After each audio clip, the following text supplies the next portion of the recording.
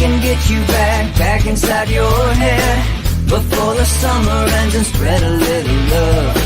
Just for a little fun, I'll make you come back to me before the rise of every sun. Baby, it's meant to be. I know you got a man, but he don't understand. You're gonna be a heartbreaker. You're such a love taker.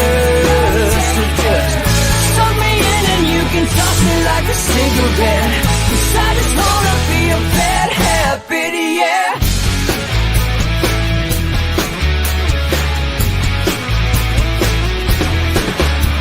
There's rhythm in our love, it's impressive, excessive.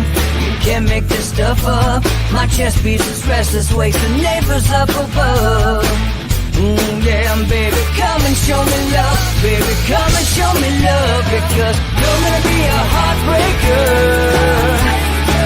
You're such a love taker. So just suck me in and you can toss me like a cigarette. 'Cause I just wanna be a bad habit, yeah.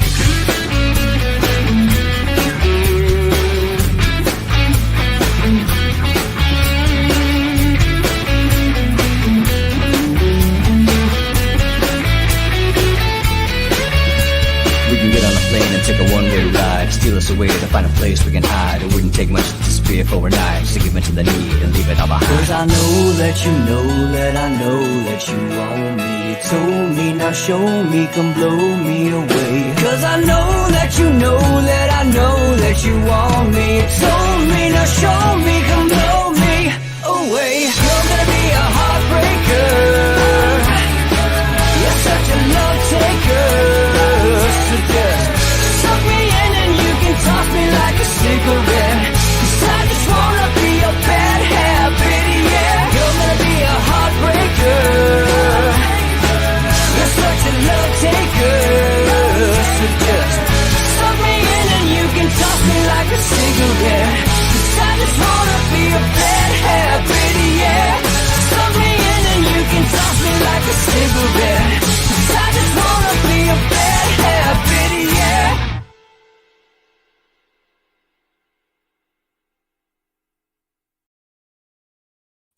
Welcome to Inside the Numbers with the People's Pundit, and I am your host, Rich Barris, the People's Pundit. It is Free Willing Friday, so we're going to do a Q&A. We'll bring in Don Smith, talk about the Don Smith Show in its new light, and also get him to comment on a couple of things that we're going to talk about right now. Look, folks, a lot of people angry, and they should be, over the latest digital deletion of somebody viewed to be conservative. All right, but I would be remiss if I did not say this. 4 years ago, more than 4 years ago now, a little over, Republicans took control of the White House, had control of the Senate, and the House. And they failed to address what were probably their two greatest threats to long-term political viability. And if you believe in their principles, the long-term threats to good policy or the country, if that's what you believe. And those two, of course, were immigration, because it's a numbers game. Only one man understood that was a matter of simple math. And two, big tech censorship. This was a problem clearly 4 years ago, if your eyes were open, and they did nothing about it. Maybe they're small-minded, maybe they're cowards, maybe they just were not smart enough, but they were too busy attacking the one man who was trying to stand up against these powers that be for the normal average voter who voted him into office. A lot of people with a lot of big mouths and a lot of good talk on Capitol Hill did nothing when they had a chance to put some of these guys in the hot seat. Did nothing when they had a chance to reverse or write new laws. With the opportunity with a president in the White House to give them the opportunity to actually sign for it. Hell, I don't even know how many tweets Donald Trump sent out in his first 2 years. about Section 230. And we came at it from another point of view, frankly, which is 230 is all very well and good. But the fact of the matter is, these are arbitrary applications of the rules to handicap a game, to put this whole system into a construct all to the benefit of one side. If any candidate or campaign or committee or whatever comes to me and asks me to do something for them, for free, in support of them, I will be prosecuted for a campaign finance violation. The media handicap, the social media handicap, is more than just a violation of 230. It's more, and by the way, Clarence Thomas has given now 2-3 opinions with a roadmap on how to fix this. And nobody has really put some serious thought to it in Congress. But they understood the problem was the chain. It wasn't even, the system of immigration was not fair in that it wasn't merit-based, it was family-based. And the chain was the source of the problem. Donald Trump knew that, which is why he put forward the FAIR Act. Did they pass it? Did they try to pass it? No. Paul Ryan lied to the president and said he'll get a vote on immigration if he signs the omnibus bill that nobody liked. Because, and I quote, we're going to get killed in the midterms if you don't sign this bill. They got killed anyway.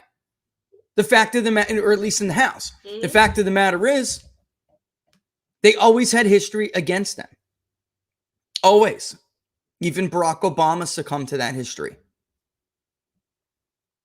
And his election was even more overwhelming than Donald Trump's, which was pretty overwhelming for a Republican president. Tight margins in some of those states, but nevertheless an overwhelming electoral college victory thought of to be impossible for a Republican presidential candidate pre-Donald Trump. Nevertheless, they got that. They did it. He pulled the inside straight. They had the House. They had the Senate. They didn't act on immigration. They were too busy screwing over the one guy who wanted to do something.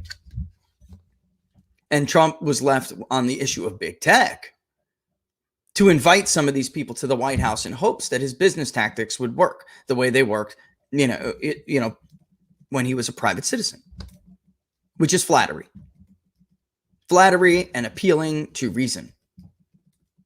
That doesn't work against ideologues.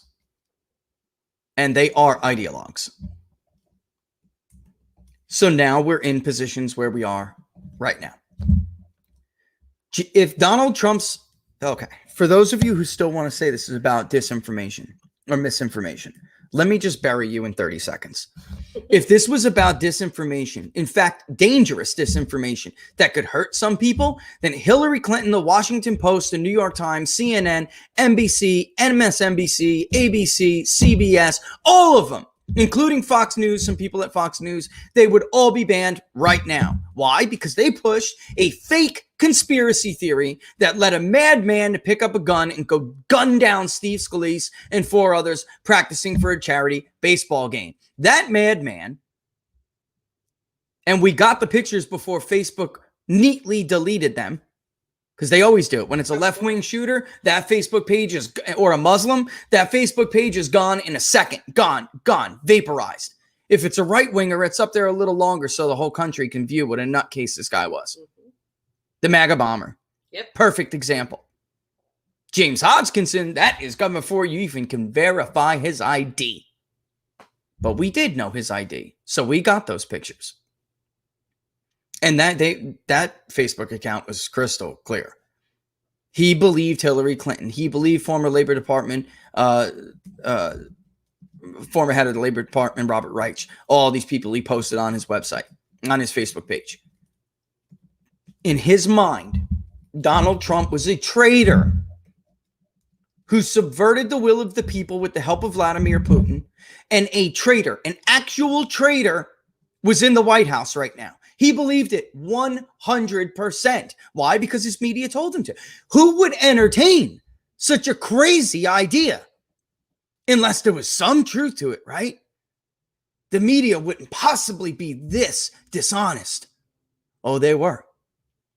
But he didn't know. He believed it. Coupled with the over-the-top hyperbolic rhetoric that was coming out of Democrats, particularly one that he harped on was from Elizabeth Warren. All Americans are going to die if the Affordable Care Act is repealed. All Americans. There goes Laura, knocking in the camera. Oh, sorry. All Americans are going to die. So he took this information. There's a traitor in the White House. They're going to repeal this law and there's going to be millions of dead Americans. I better get in the car and go shoot these people. And he viewed the Republican leaders in Congress and the Republican Congress in general. He viewed them to be the enablers of the traitor. Yeah, you can adjust it if you want. So if it was really about disinformation, that's way too much, okay? If it was really about disinformation, then Hillary Clinton, who still pushes this fraud, which led to violence and led to the shooting of congressmen and police officers. Well, isn't that what everybody's so upset about? A Capitol Hill police officer may or may not have been killed over Donald Trump's rhetoric, which we now know is bull. Isn't that what it is about? An election, he said an election was stolen and it led to a police officer being harmed. Well, Hillary Clinton's been saying that for years with no evidence at all. No affidavits, no sworn affidavits, no records, no investigation that includes hundreds of thousands of records in some states that he wanted challenged. No estimates of signature verification rejection rates. Nothing. No videos of boarding up the walls to keep you out. No videos of pushing back observers. No videos of court-appointed observers sleeping and on their phone diddling with themselves while they should be doing their job. She had none of that. She had a fake disinformation campaign from corrupt intelligence operatives pushing through her corrupt media that she spent 4 decades earning IOUs from. She still has a Twitter account. Mm-hmm. Elizabeth Warren still has a Twitter account. But James O'Keefe doesn't. Laura doesn't. Tell him, baby. And this BS excuse is demonstrably false. It could be, I don't know about James, but in the instance of Laura, this is false and can be proven false. It is very simple. Anybody with a website who has user accounts on their website knows what I'm saying right now is absolutely true. It is super easy. You can look at the server logs and see who logged on, in what account, from what IPs, from what device, from what browser, if they wanted to. This is very easy information for any old admin. For a big tech company like Twitter, you're telling me that they can't provide IP addresses to prove which accounts were and were not logged in from this device or this person? You're okay. Get the hell out of here. This is a BS excuse they push whenever they feel that somebody is too effective and needs to go. Digital delete. James O'Keefe probably put out what was the most damning video against any person or outlet that he has released to date. I really do believe that. Here you have a major employee. You could call it, he takes people out of context. He didn't take anybody out of context. They've been using this excuse forever. This is their go-to excuse. I don't know how you could possibly try to claim somebody was taken out of context. This is one of your employers. In fact, he went to work for that organization because he wanted to be part of it. Part of what? Removing Donald Trump. Pushing propaganda to remove Donald Trump. Here is a major employer at CNN admitting that they fabricated all of those stories about Donald Trump's fitness. Matt Gaetz is under serious smear operation right now. A serious smear operation. Mm-hmm. And here is an employee of CNN. Why did they target him for smears and propaganda? Because he's too effective at stopping bills. How do you take this stuff out of context?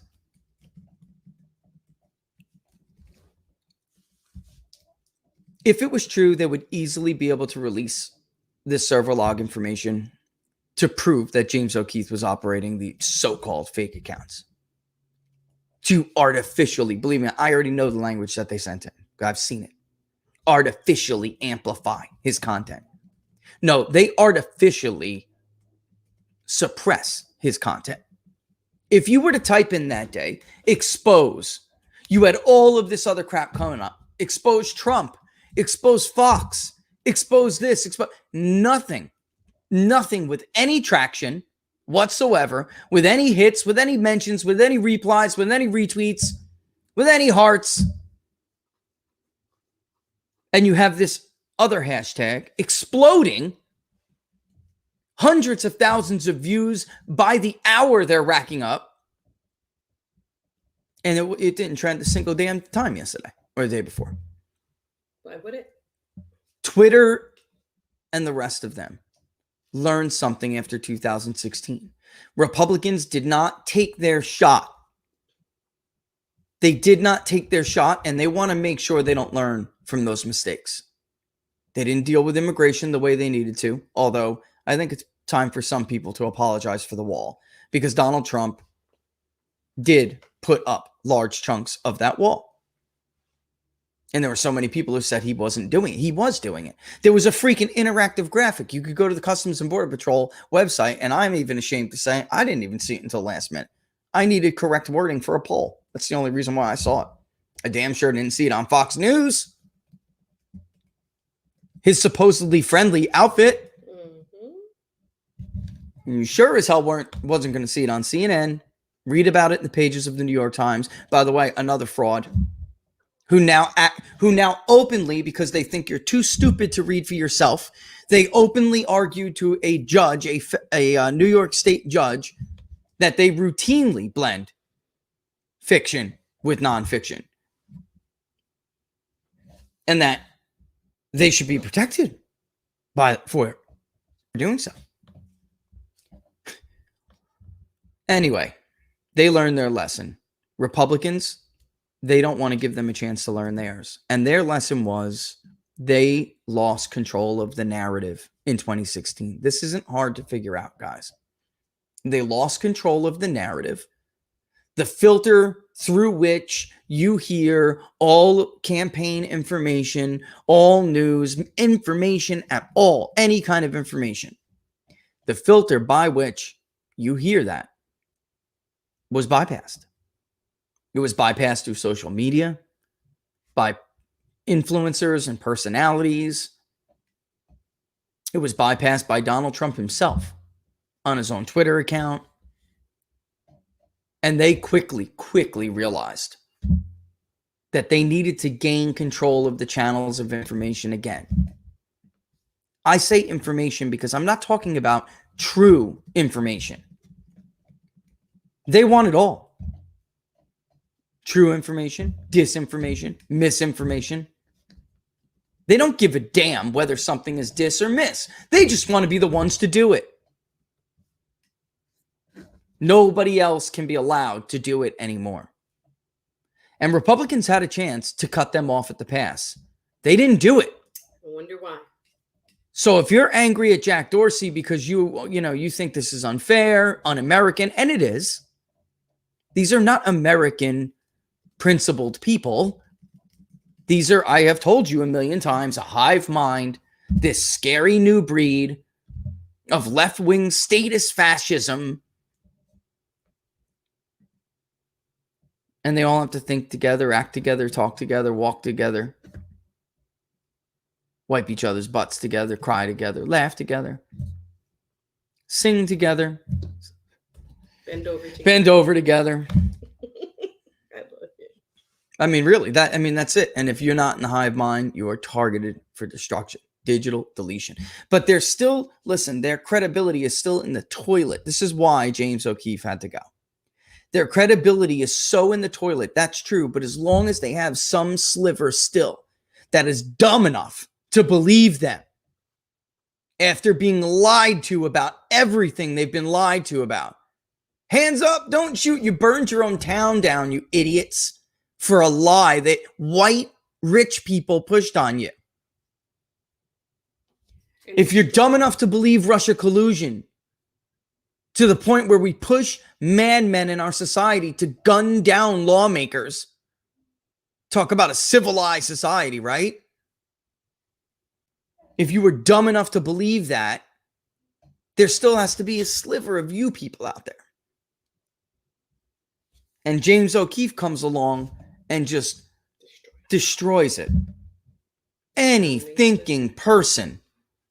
That was a bad video. That was among, and he had just won a lawsuit with the New York Times, by the way. Yeah. What I was telling you about, that they think you're so dumb, they are openly arguing in court that they can lie to you whenever they want.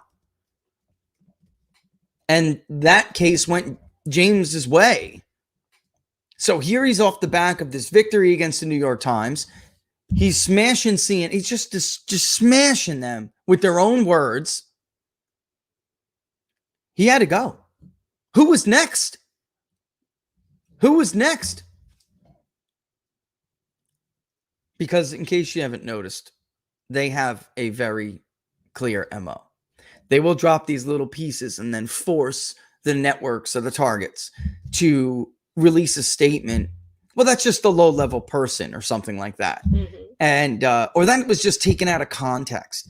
And then 48 hours later, 24 to 48 hours later, James drops another video of a higher level associate, right? I mean, his MO is really clear. Wait, tell me again about low-level associates.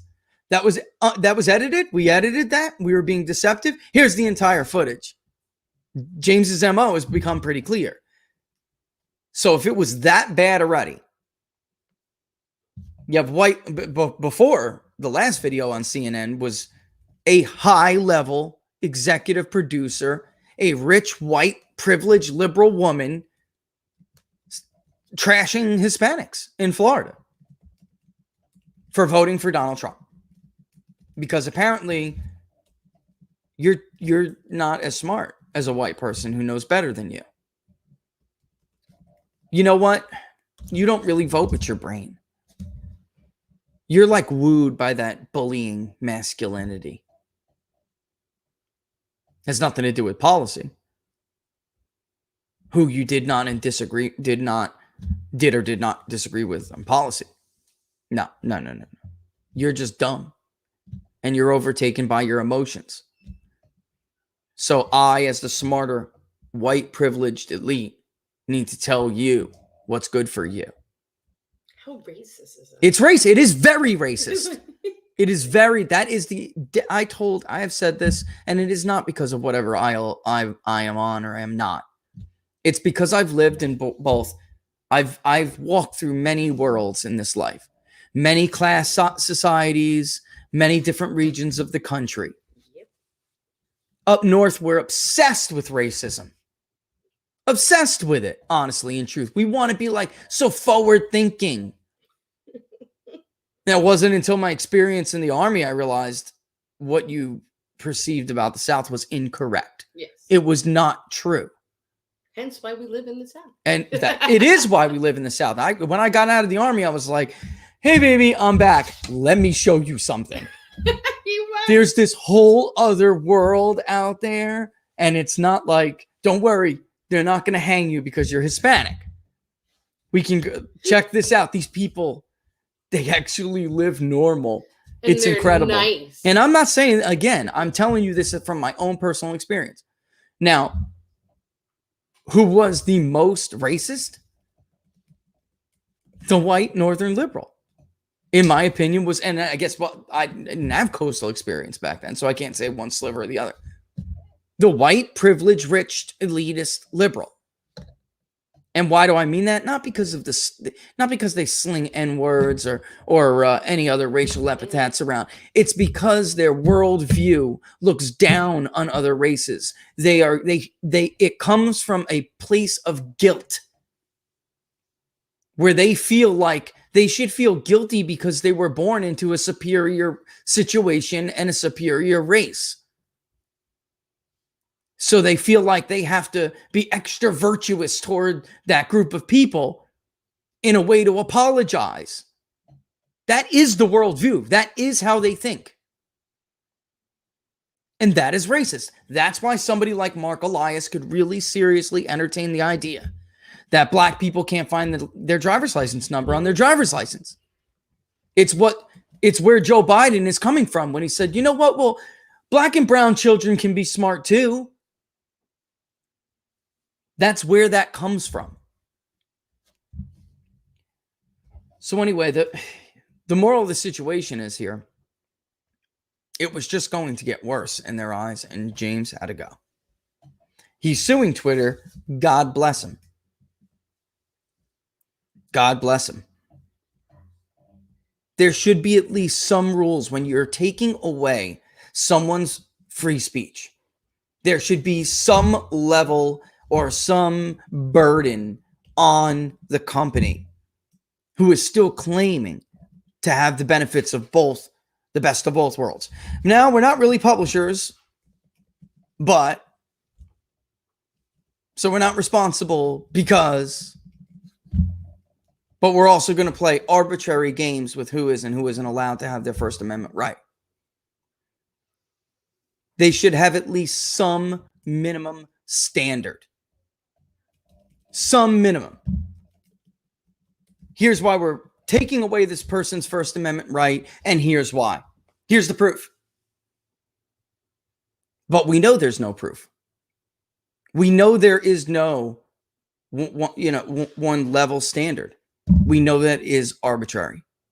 Because if it was fair, if it was level, then Hillary Clinton wouldn't have a Twitter account anymore, like I said. Hillary Clinton and Elizabeth Warren incited Mr. Hodgkinson to get in his car with automatic rifles, which is not true, semi-automatic rifles,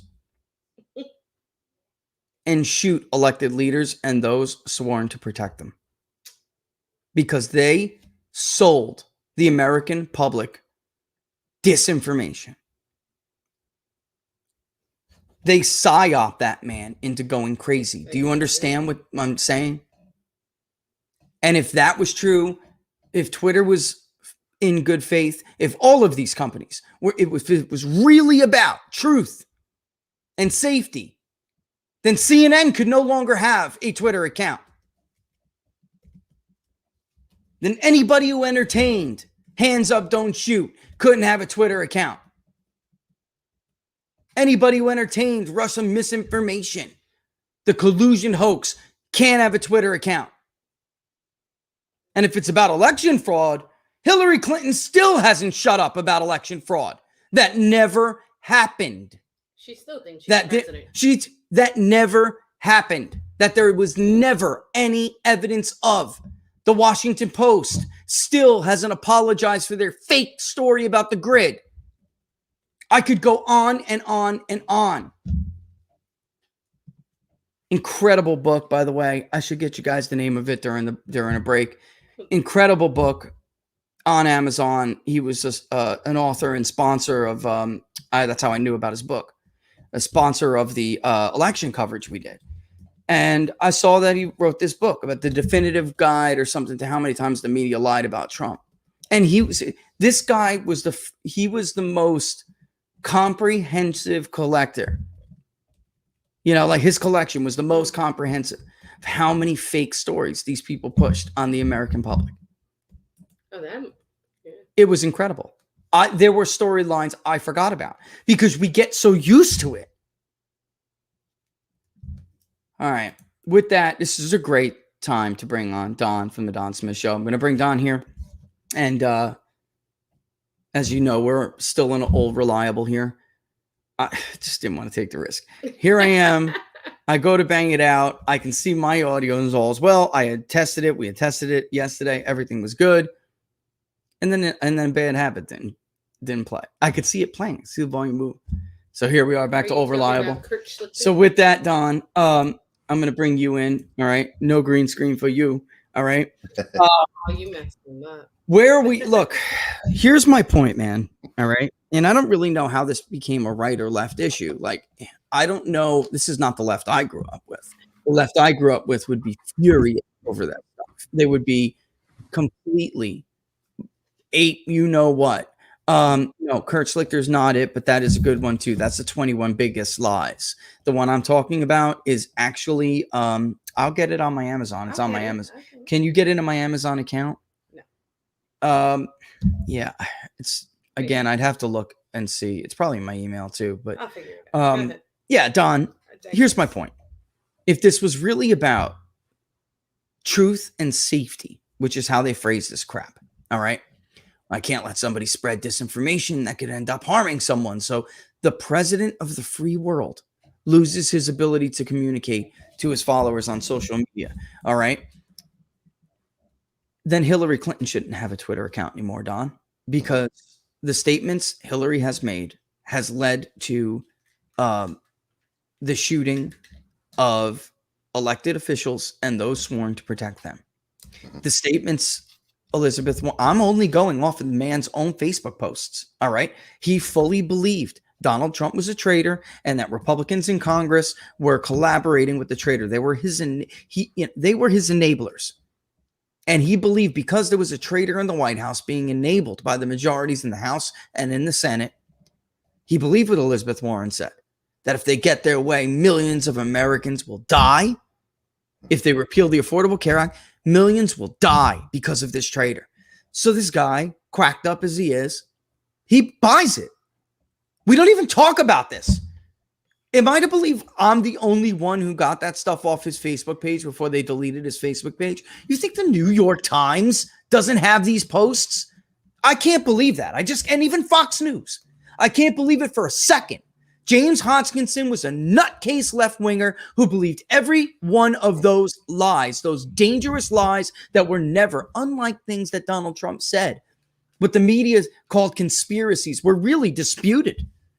They weren't conspiracies. They were disputed. He had hundreds of affidavits. He had multiple people investigating the voter files. They have nothing. He had videos of people boarding up the windows, pushing out poll workers. She had nothing. She had fake information, disinformation. If it was really about that, then why hasn't the Hillary Clintons and the rest of them lost their Twitter accounts, Don, if they already went so far as to ban a sitting U.S. president? Well, yeah. Look at, how about Maxine Waters? How about Nancy Pelosi? How about... There's so many I can't even think. Yeah.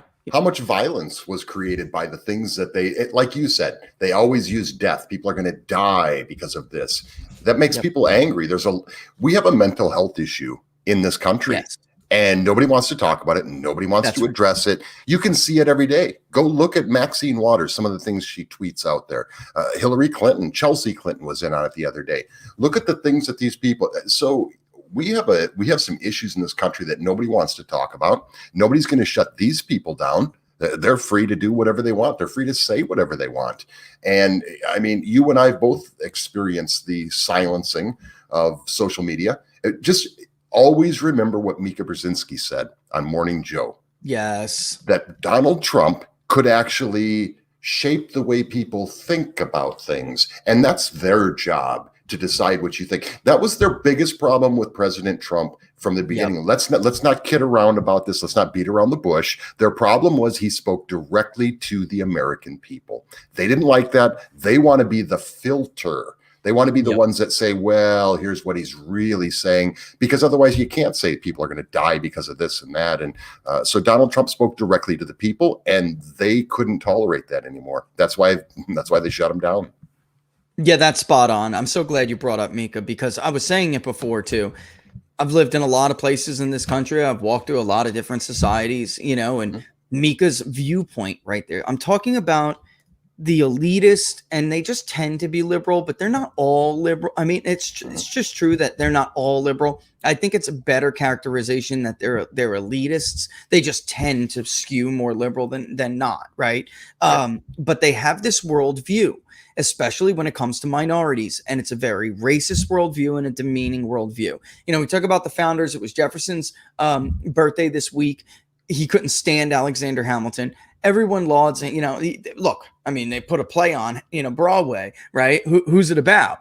Hamilton did not believe in some of the things that, you know, you would think a founding father believed. And he believed that the rich and well-born should have basically be thinking for those who are too stupid to think for themselves. And that kind of, it is a very monarchist view that has gone over the years and translated to society. Now it is the modern elitist liberal, right? Yep. And unfortunately, that is I mean, it's incompatible. It's just incompatible with what, at least the principles that we pay lip service to as people in this country, as citizens of this country. We're supposed to believe in a certain equality, but this is an anti-equality view because it's why Joe Biden, I said it before, why Joe Biden would say, you know, well, black and brown kids can be smart too, you know, like kind of like this is where this comes from. It is, and this is why you see all of this like virtue signaling and this guilt. It is guilt because they feel like they should be doing something for the poor, not rich and well-born, who are inferior and can't. It's also why Mark Elias thinks that you can't, if you're black, you can't find your driver's license number on a driver's license. I mean, these are inherently racist views, but I would actually think, you know, I would argue that the racism is secondary. It comes first from, it just necessarily follows. It comes first from that belief that there are just some who are better than others. You know what I mean, Don? And then that it's a very, very short jump to categorizing people by race as what their abilities are. It's a very short jump. So they don't really believe in that.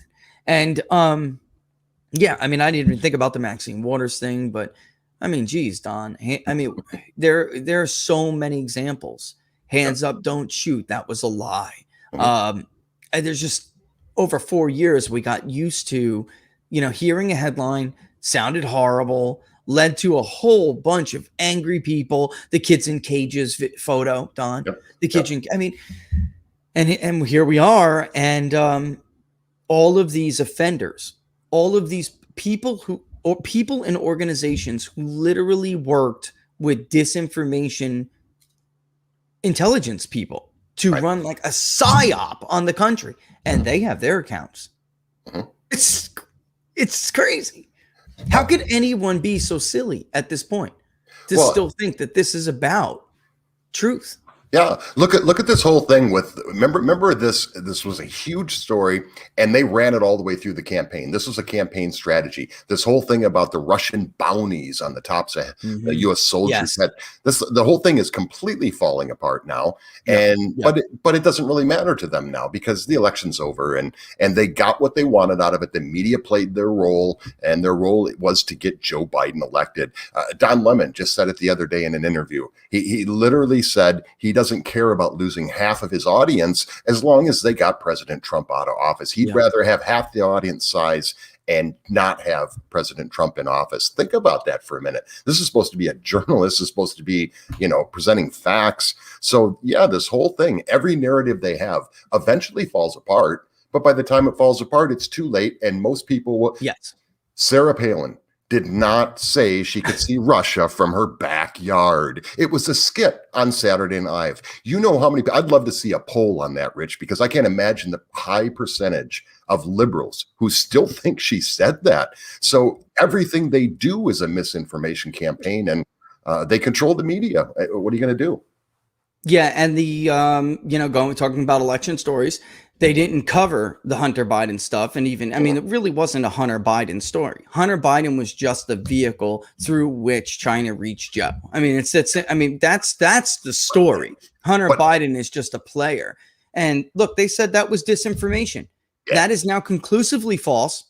Conclusively false. That was not Russia disinformation. Yet I can't tell you how many people on my Twitter feed still. That wasn't true. There was nothing true about that story. That was Russia disinformation. It's like they throw this lie out first, right? Yep. And then that lie falls apart. But like you said, it's already too late and the damage is already done. Mm-hmm. They didn't just not cover it, Rich. Let's be clear about this. Yeah. They did not just not cover it. They actively covered it up. You had the tech giants who shut down anybody who shared the New York Post Times story. They're doing it again right now when it comes to one of the founders of BLM purchasing $4 million worth of homes. So it's not that they don't cover it. It's that they actively participate in covering it up. And you heard in that James O'Keefe story about how, in fact, in the undercover video, the employee from CNN was actually having a moment of shame, it looked like. This wasn't good to push this BLM stuff. They're peaceful. It was a load of crap. They're not peaceful. They're not, protesters. He knew that was wrong, and they still did it. If you folks go and listen to that portion of the video, that was a rare moment where you could see he was actually ashamed of what he had done, but he still did it now, didn't he, Don? I mean, yes. They still pretended on MSNBC with the fires raging behind them that it was a mostly peaceful protest. I mean, here's the real deal. It's that you cannot have this two-tier system forever. And all of these fake stories that are allowed to continue, without consequence, all of these two-tier standards of justice without consequence, it doesn't need to be one story that incites one psychopath that leads to an act of violence. Eventually, when a society becomes so unjust like this, and that's really what it is, it's unjust. When there are these disparities between how different citizens are treated because of an ideology, that leads to real violence, Don. That's the irony of this here. That's the irony. Forget about one event. They're creating an ultimate event or the potential for an ultimate event. That is what has long scared me, why I couldn't, everybody would come out and say, well, what are you defending Trump for with the Russia story? It's not that I wasn't defending Trump. It had nothing to do with Donald Trump.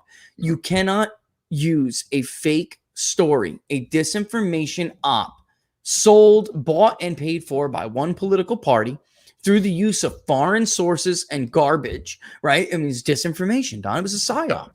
Yep. You cannot do that to deny one side their duly right to govern when they win an election. Because when you have, half the damn country, the American Revolution was best estimate a third at most. When you have half the country decide that the system doesn't work for them anymore, where do you think that ends? Yep. Chaos, anarchy. There was a tweet yesterday, Rich, and I wish I had it in front of me. It was a member of former President Obama's. It was his communication team. And he put out this tweet, and it had to do with them finding out this Ukrainian guy was dealing with Trump, and he got the information from Manafort about blah, blah, blah. So it was really a nothing burger. But in this story, this member of the communications team, Barack Obama's communication team, said everybody knew at this time, which was in the December area of 2016, that at this time, everybody knew that Donald Trump was dealing, that the Russians were trying to help get Trump elected and blah, blah, blah, blah, blah. December 16th, apparently his boss didn't know that, because that's when Barack Obama came out and said, there is no serious person who could even think that Russia could interfere in our elections because it's so complex and blah, blah, blah. This is a member of his communications team saying everybody knew this. Oh, okay. So did President Obama lie to us? Is that what you're admitting here now? Or what's the story? Right. Which one? I used to think that these guys, so maybe it was my nativity, I used to think that they really didn't know. They really didn't know that this was this and that was that. No, they know. I've been fully convinced. One thing that we got out of the 4 years of President Trump was they know. They know exactly what they're doing. They even admit it now. So it is what it is. Yeah, I think it was. They do. I mean, some of them I think are still, just kind of green, and that's just how some of this process works. But for the most part, I'm with you. I think they know. I think it was in Tampa, Don. I mean, for people who wonder how much of this is BS, and we're talking about CNN in that video saying it's just an employee admitting that they create stories and fabricate stuff and puts propaganda, and it was all to get rid of Donald Trump. We, Laura and I, went to a Trump rally, covered a Trump rally. We're right next to Jim Acosta.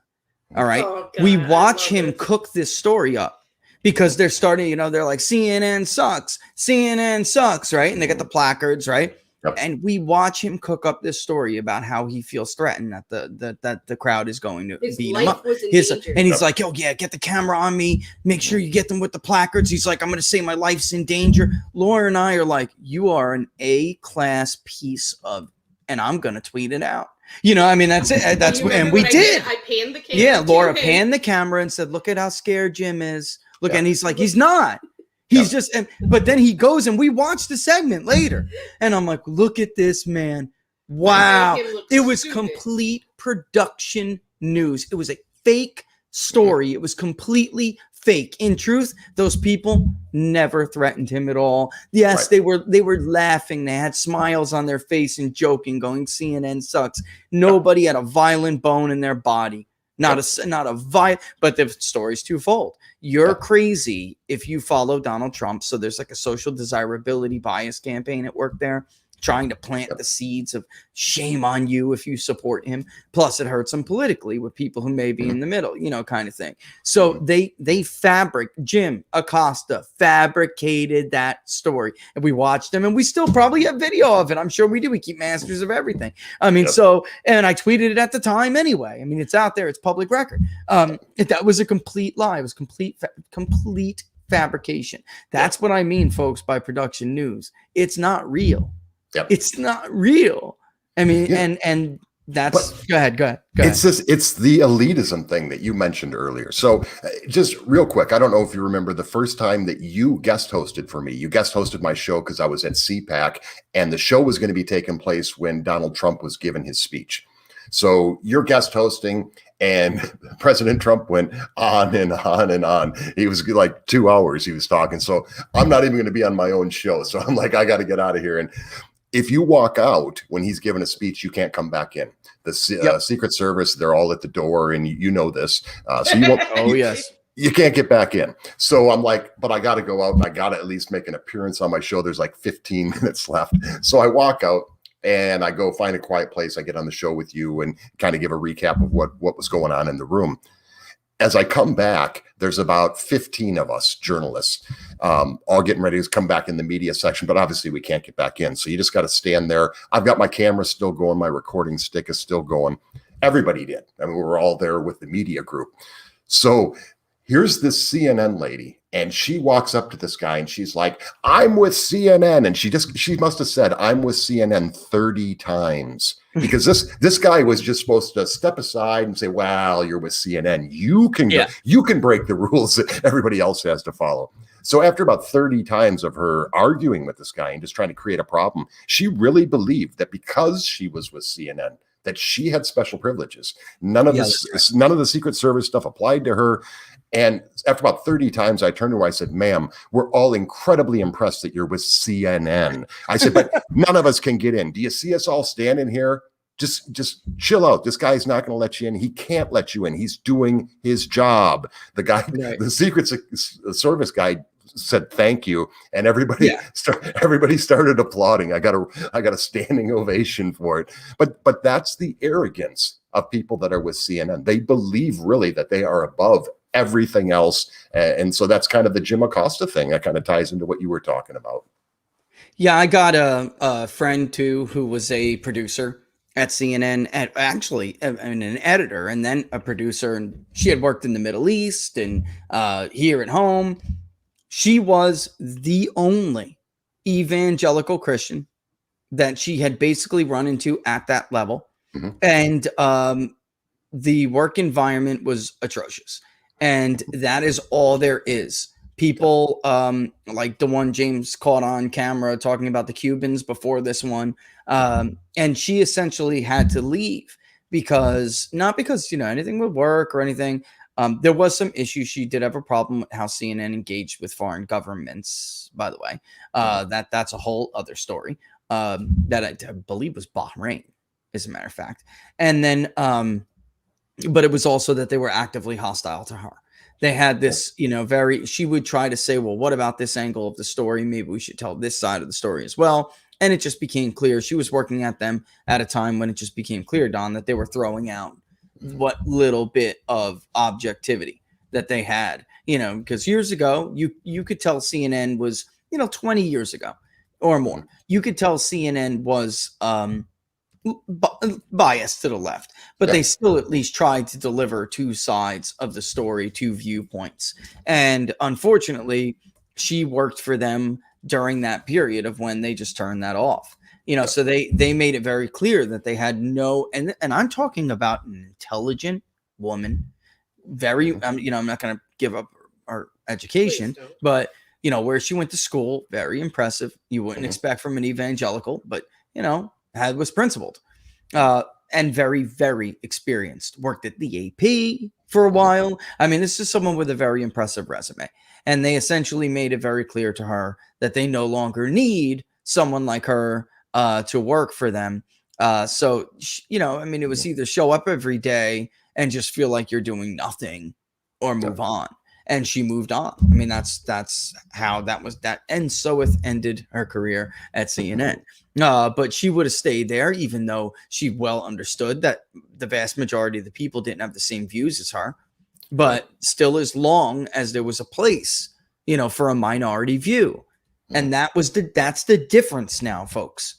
Yep. It's like they have always been slanted, but there was always a place for that minority view, or at least a minority in their workplace.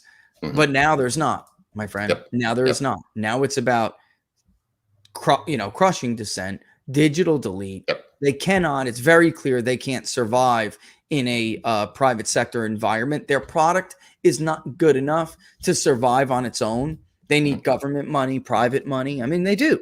They can't win ratings. Their ratings are horrible. They need to just by force have their friends in big tech take out their enemies, take out their competition. And Fox News, I got news for you, Fox News.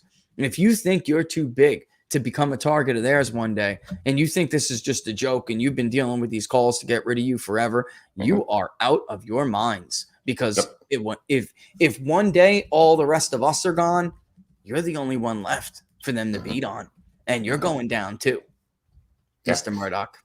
And Fox News has been the primary target of the left now, especially since Joe Biden administration, since inauguration. I mean, they are the sole target. If you're a conservative, you can say, CNN and NBC, ABC, CBS. I mean, you can go on and on and on. If you're on the left, Fox News, that is your target. Look at what they're trying to do with Tucker Carlson, for example. He's their main target now, but it's always Fox News. They want to shut it down. I don't like MSNBC. I think it's a bunch of garbage. I think most of their shows, it's just unbelievable how there's no pretense anymore, like you were saying. Yeah. But as much as I don't like them, I absolutely am not calling for them to be shut down. I don't want to see any host removed off the air just because I don't agree with them. I think that's right now the biggest difference between the left and the right. I don't want to shut them down. I just don't watch them. It's an easy choice for me. And I think they make this thing called a remote control. Turn the channel. Liberals know more about what's on Fox News on a minute-by-minute basis than I do. They watch more of it than I do, apparently. So, yeah. Without a doubt. I mean, for years there have been people who were paid to watch every minute of Fox News. That's their job. The organizations like Media Matters, that's all they did. There are people for years who were before Rush passed, all of his long career. All they did was listen to his program. And others too. Others I'm not gonna help out by mentioning.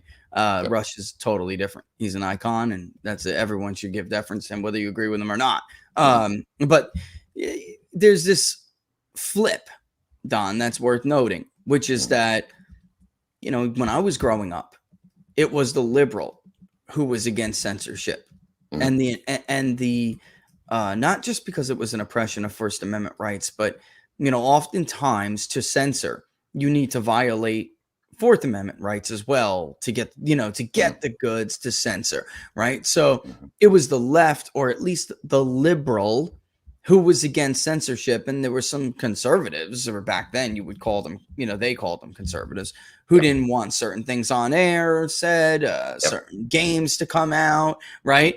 Even though there were medical associations who were on their side when it came to the games. But science, right? But science, follow the science, right? Because the science did tell us that it was not good. These games were not going to be good for child development. And that turned out to be right. I think I don't think we need a study to prove that. I think you can go outside and look at your friends' kids, and it was pretty true, but now it's flipped. And now here we are. We have these gross violations of everyone's, everyone's Fourth Amendment rights to privacy. We have these gross violations of everyone's First Amendment right to speech, and they don't care. They just want the W, Don. They just want the W. Yep. You got to look at it. You got to look at it this way too, though. When they were against silencing media, especially when they were against silencing that free speech, this was before Fox News. When Fox News came out, they were like, you can't have a station that has views like this, that show people like this and this. And so at that time, they owned everything, so they don't want to, you don't want to censor if you control everything. But look at this new guy on the block. We can't let that guy talk. This was before Rush Limbaugh was. Why do you think Rush was as huge as he was? Because there was a huge void there, and he filled that. He filled that conservative views, and he became the most hated man in America by the left. So now that the playing field is, it's not even close to being level, but at least there are some things out there. There's Daily Wire, there's Breitbart, there's what we do. There's all kinds of things that they can't control now. So now, let's talk about fairness, because it's always about fairness, right? What an interesting point. So maybe it was all a total sham to begin with, because it's easy to be for speech and against censorship when you're the only one speaking, right? Mm-hmm. Yeah. Oh, that's but Don, I got to be honest. That's a point that's not explored enough. Mm-hmm. That is an argument that is not explored enough, because even in my still, academic circles, we talk about this. Well, what happened academia with this? But it's easy to allow our own bias to create a principle, right? So maybe it wasn't ever the principle that was the driving force behind these positions. It was their bias, So that's a really interesting point. That really does need to be explored more in the future, because I don't think it's talked about enough. I think you're dead on. Speaking of racism, right? And speaking of bad viewpoints, I want to show you something. Okay, let's see, which one is this? The one by age? Okay. Earlier in the week, Jen Psaki is asked, what are we going to do? Because it is true, we, like the Kaiser Foundation, found that conservatives were more likely than any other ideology to say that they were not going to get the COVID-19 vaccine. All right. And when we dug into it a little bit more, though, we found a lot that Kaiser clearly missed. All right. So if you just take that, and you are a typical, not just a liberal, you are a typical DC or political thinker, like that, you are going to think that it's those NASCAR white people and those people who like to sit home and watch Deadliest Catch, right? And this is who Jen Psaki says they targeted, all right, for PSAs, public service announcements, to get these people to take the vaccine. Mm-hmm. This is actually what we found when we looked at it, all right? Mm-hmm. So yes, it is true by ideology, but then we look by race, Don. All right. I have no plans to get vaccinated. If you look at white conservatives right there, these aren't conservatives, excuse me, just whites in general, they're about the national average, so 24.6% in total, which is not good if you want total vaccination, obedience. About a quarter said that they're a hard no. They're not getting the vaccine. Another 24.3% of white people, that's about just a little under the national average. No, it's just statistical significance here. Asians, Hispanics or Latinos were even more under the national average. But then we start to see some climbing with some of these other areas. So Black and African Americans, slightly higher number, say they're not going to get it.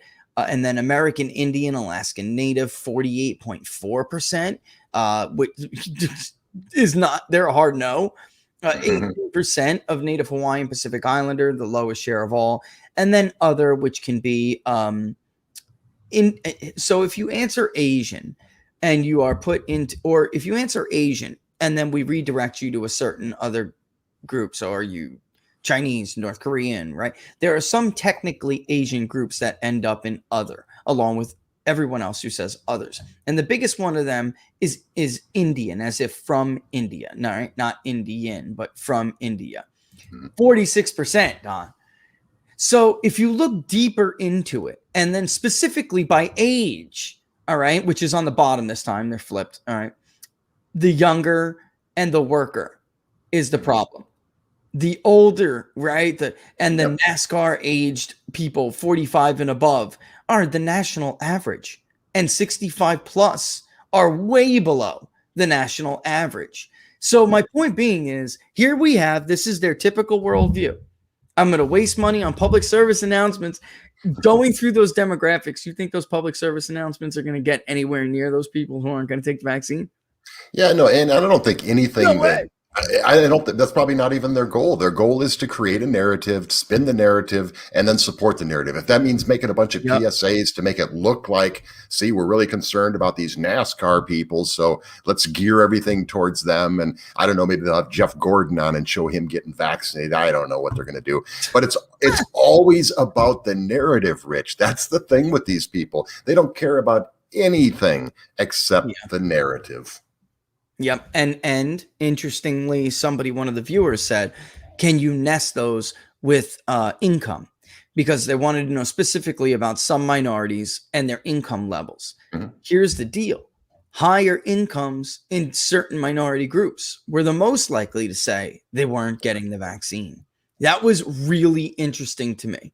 I mean, the point is they paint these broad strokes and they put everyone in these boxes. And most of the time, these narratives are not real. They're not true. Right. And here they go jumping to these narratives. They waste government taxpayer dollars on it because the Kaiser Foundation told them that more conservatives than anyone else. And we found that too. But then look into it. And Kaiser Foundation went even further and said, it's the white evangelical. And actually, it's not. Actually, it's not. I mean, yes, they are a larger share, but not larger than other groups, even of evangelicals. So we found certain minorities who were evangelical, who were way more than white evangelicals. I mean, just to say, way more likely to say no. Right. So none of this narrative ever holds up, Don. And that goes back to starting in the beginning of the show with this. So much of this just isn't true. Exactly. But the narrative is old white men are bad. Throw in evangelical, throw in conservative.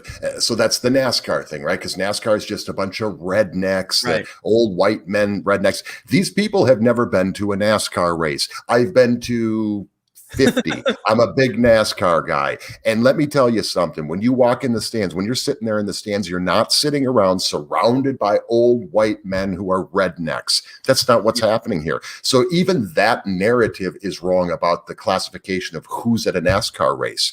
So it's always about creating an enemy.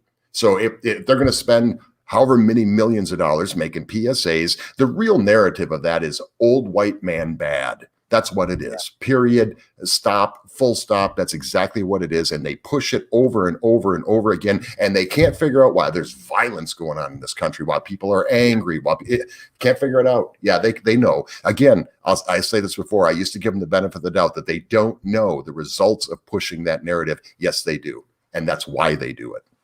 Yeah, Barbara Jackson Lee, or Sheila Jackson Lee, earlier with the shooting that happened earlier this week. I mean, it didn't take the Daily Mail got it first. I knew some others who put in some request to get that young man's record. Dante, right? However you say it.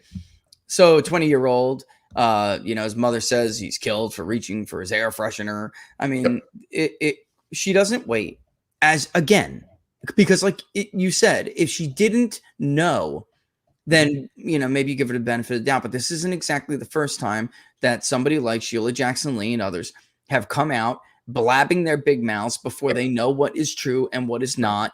The narrative falls apart and they sparked violence that was unnecessary. And then once you whip those crowds up, you can throw facts in their face all you want. Reason will not overcome that kind of emotion and vitriol response. And as it turns out, Don, here we have a young man, sadly, he's got a warrant issued for his arrest for failure to pay fines and for the prior incident. And he has been released ROR. So he's released on his own recognizance, has a warrant issued. This is how screwed up our court system is, by the way. It's just true. People fall through the cracks all the time. And then you have these liberal judges on the bench, who many of them around the country, Don, have just flatly lost their damn minds. And Minneapolis is no better. This woman, this kid, aggravated robbery, Don, and the details of which horrible. And when you get in the car, by the way, this officer's fired. She's fired for pulling that trigger, even though she said she meant to hit him with a taser. On the video, you can hear her saying taser. Yeah. You can hear it was an accident for her to pull her firearm. But in fact, Don, if you are white, if you're black, if you're Asian, if you're Hispanic, if you try to run from the police and you have a warrant, and especially with something like that out on you, chances are you're going to end up shot, Don. It doesn't matter what your skin color is. Every single one of these incidents, you know what they all have in common? They don't comply with the lawful commands of a police officer. Correct. Look at this whole thing. Okay, so we had a radical jihadist follower of Louis Farrakhan who rammed his vehicle into the fence. He killed an officer. This was a huge thing. Where's that story?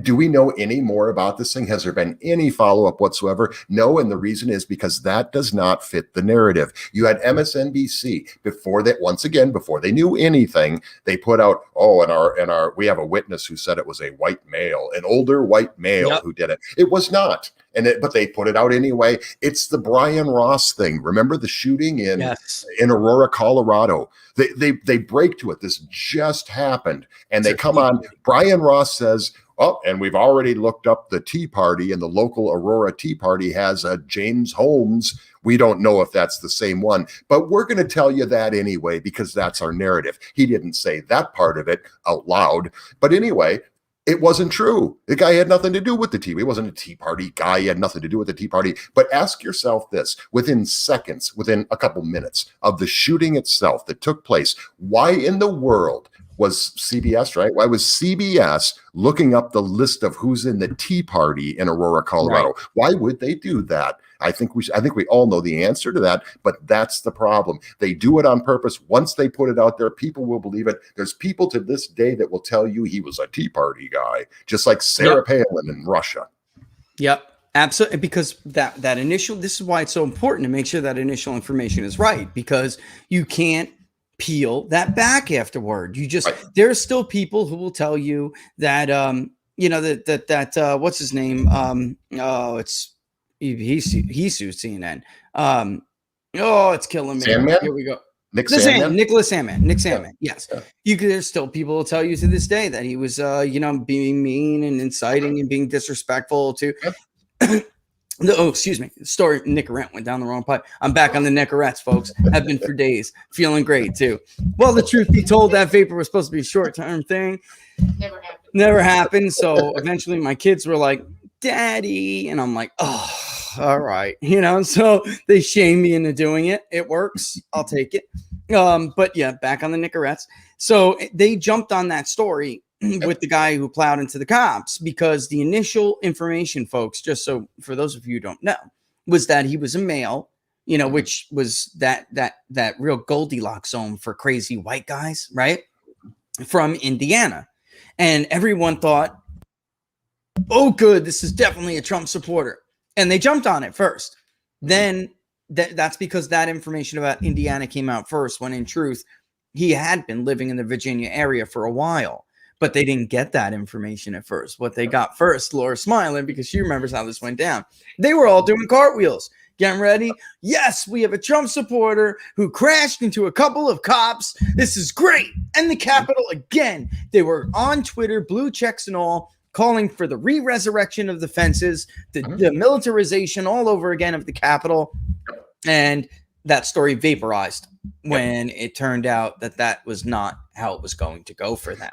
And if you looked at his Facebook before Facebook removed it, yeah, it was very clear he was a radical Muslim, Trump-hating left-winger, you know, and Facebook deleted that real fast. But once the name was out there, look at excuse me.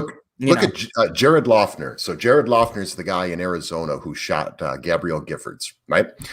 So they're outside his home. Film crew don't know anything about this guy yet. As it turned out, he was a huge supporter of Gabrielle Giffords, and he got mad because she didn't vote for something. And anyway, he was following her around the state as she was giving speeches. But the narrative was set immediately. So they're standing outside, but they got the camera crews out there, and the police and the FBI, they're inside the home. You know what they were looking for, Rich? According to the media, they were looking for possibly books by Rush Limbaugh or Sean Hannity, because he obviously was a right-wing nut job. He wasn't. He was as far left as they come. In fact, he was so far left, he was disappointed in Gabrielle Giffords for not voting on some things he wanted and pushing some things that he wanted done, because he was a radical leftist. But they're literally telling you this live, no idea what they're finding in the house. They don't know really anything about this guy at all, but they were looking for Rush Limbaugh books and Sean Hannity books. Incredible how many of these we could probably do a day-long show on this. The Pulse nightclub shooting, they were going to jump on that as like they are today with this 13-year-old. 13-year-old sure as hell didn't get a gun from a gun show, folks, because the gun show loophole is a fake thing anyway that isn't true. So where'd they get this gun from? These are instances of urban violence, and it is a mental issue that we have. We are sick. The society is sick. Nobody wants to talk about it. Nothing they can do, Dom, with these narratives will ever get away from this very simple fact. The Second Amendment long predates the modern phenomena of mass shootings. And that's because, as logic would follow, it predates the root causes of it. They were going to jump all over the Pulse nightclub shooting until it turned out that it was clearly driven by Islamic ideology. Then it vaporized. Could you imagine if the roles were reversed and the father of the shooter turned up behind Donald Trump at a campaign rally in like the Panhandle instead of him showing up behind Hillary Clinton in Orlando, Florida? Could you imagine the outcry? Think about that. They would have had a canary. And we can go on and on and on. I mean, this Colorado shooting, very same thing. That was supposed to be white on Asian violence, turned out to be what? They dropped the story, right? I mean, just over and over. There's so many of these examples.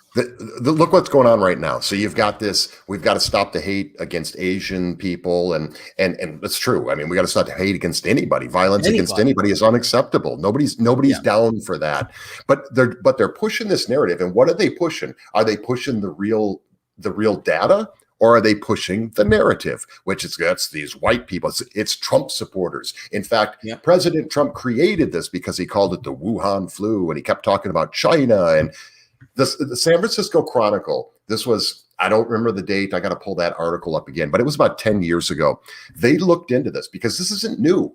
Violence against Asian people is not new. It's just not convenient. It doesn't get clicks. It doesn't sell newspapers, and so they don't really care about it.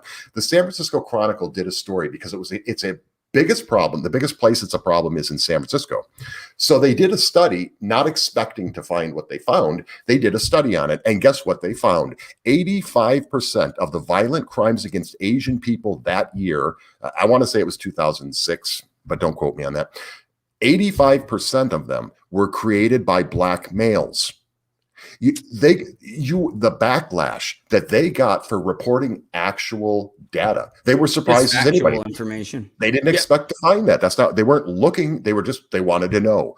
And they reported that data, and they've never talked about it again because they got so much backlash from the city because that's not the correct narrative. And they're just recreating this whole thing. Look what happened in New York. The guy was let out. He killed his mom. And they just let him out. They let him out. He was just going to serve the rest of his life on parole.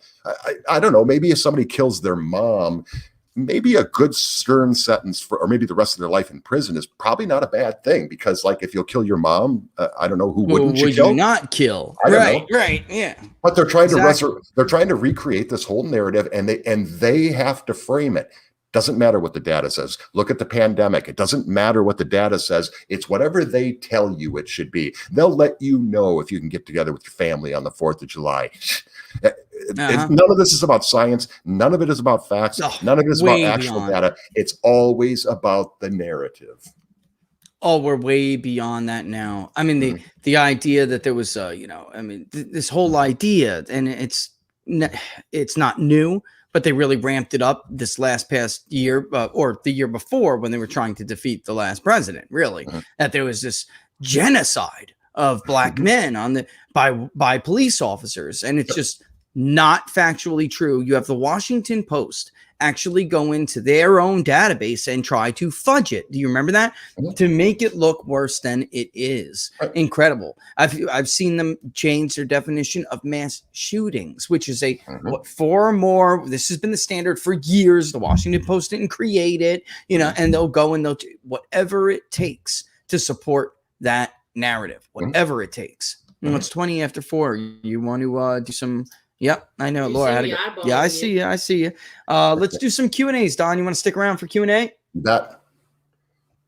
All right, let's do it. All right.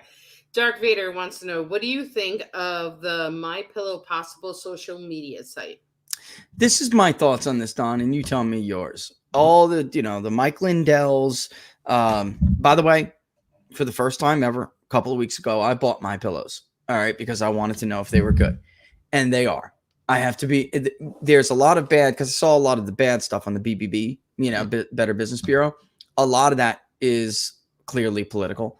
And a lot is also that people didn't understand that if you buy one at Walmart, it's not a real MyPillow. It's not like a legit MyPillow.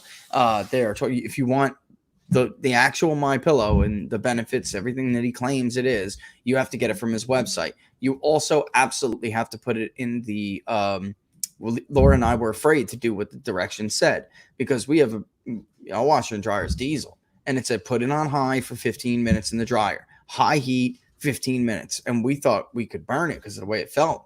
But we did it. We took the chance, and I'll be damned if it doesn't come out fluffy as all hell and it lasts. All pillows get uncomfortable again. You just take that MyPillow, throw it in that dryer again for 15 minutes, and booyah. I mean, it really is legit. I want to say that in mind. All right. Well, just so everybody knows, I think there's a real problem with the right, man. Everybody has a savior complex. I'm serious. Like, I want to be, maybe I know I'm not the better candidate for the district, but I want to be the one who runs it.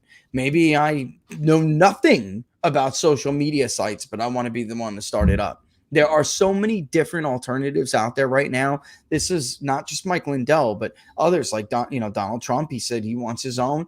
Why would Trump not just do something that attaches his name to already good products that he knows, by the way, many developed by his supporters who stuck it out and took the bruises for him, right? In defense of him. Why wouldn't they do that? Because in the reality is a lot of people see an opportunity. So they want to be the one to do it. Trump, if I was telling Trump what to do, I would have told him, forget about Mike's website, forget about this one, that there are other existing ones out there, slap your name to it. You want to get into media? Forget about, buying or starting your own media outlet. Why are you trying to reinvent the wheel when there are already wheels out there that roll perfectly well? All they need is your help, your support. I know an American generator company who's been dying to get Donald Trump to be a cheerleader for manufacturing industry around the country. By the way, those are Republican jobs now.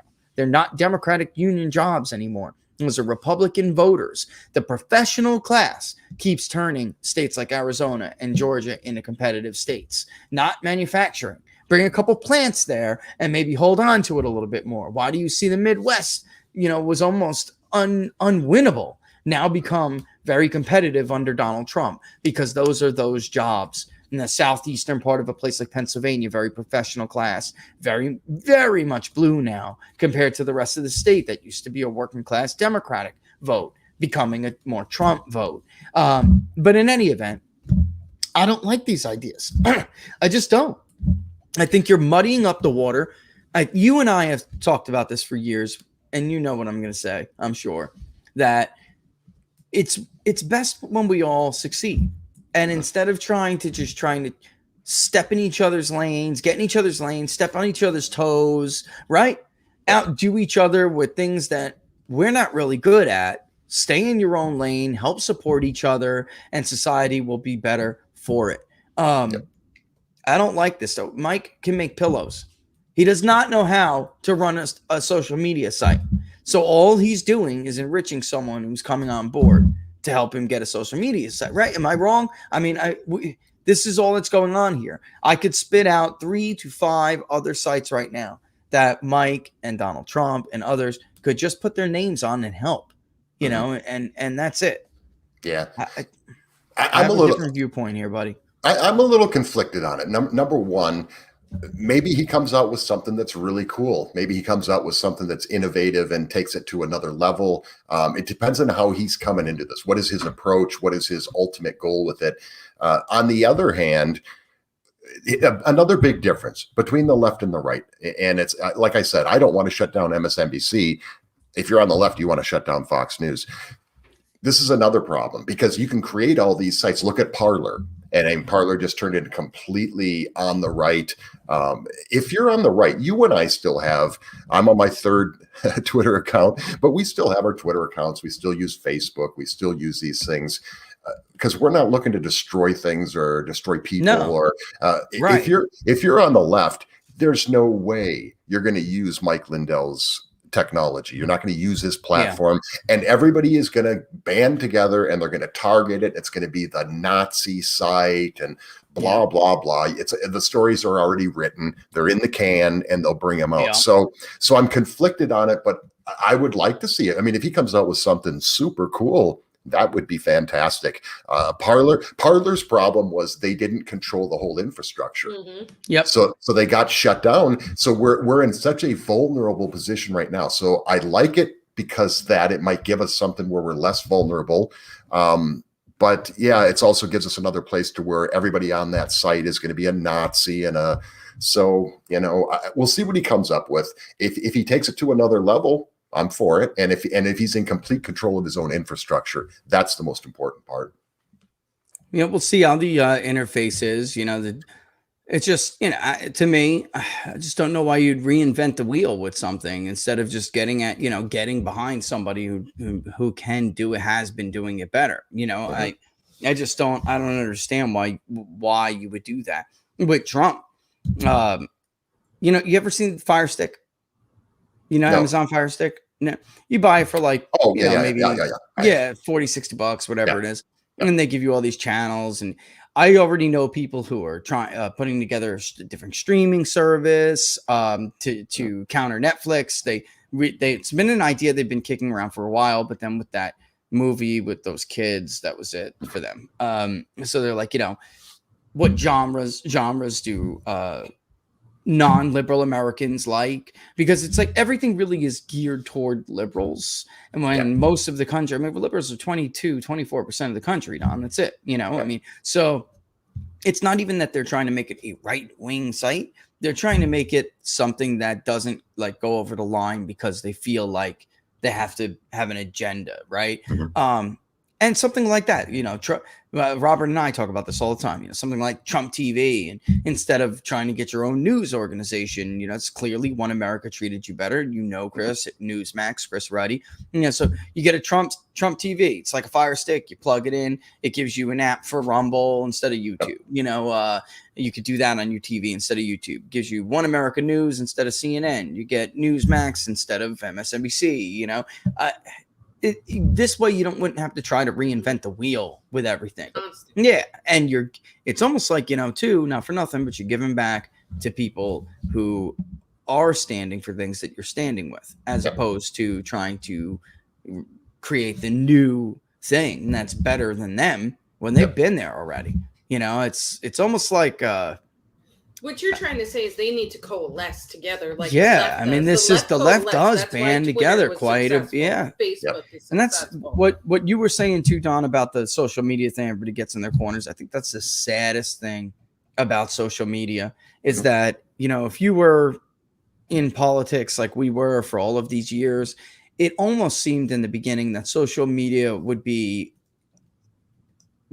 good for the country, good for discourse. It's a great way to have debate, and that promise and the spread of information, right?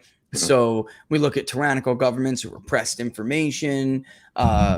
If you go back to the old days of even Eric Schmidt from Google and what he had hoped big tech would do for the world, they have become exactly what they claimed they were trying to combat, because now it's nothing. It's a breeding ground for hatred and ignorance, and they are the oppressors now.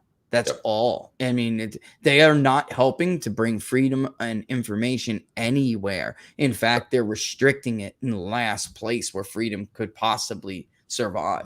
It's complete. It's sad, man. It's really sad.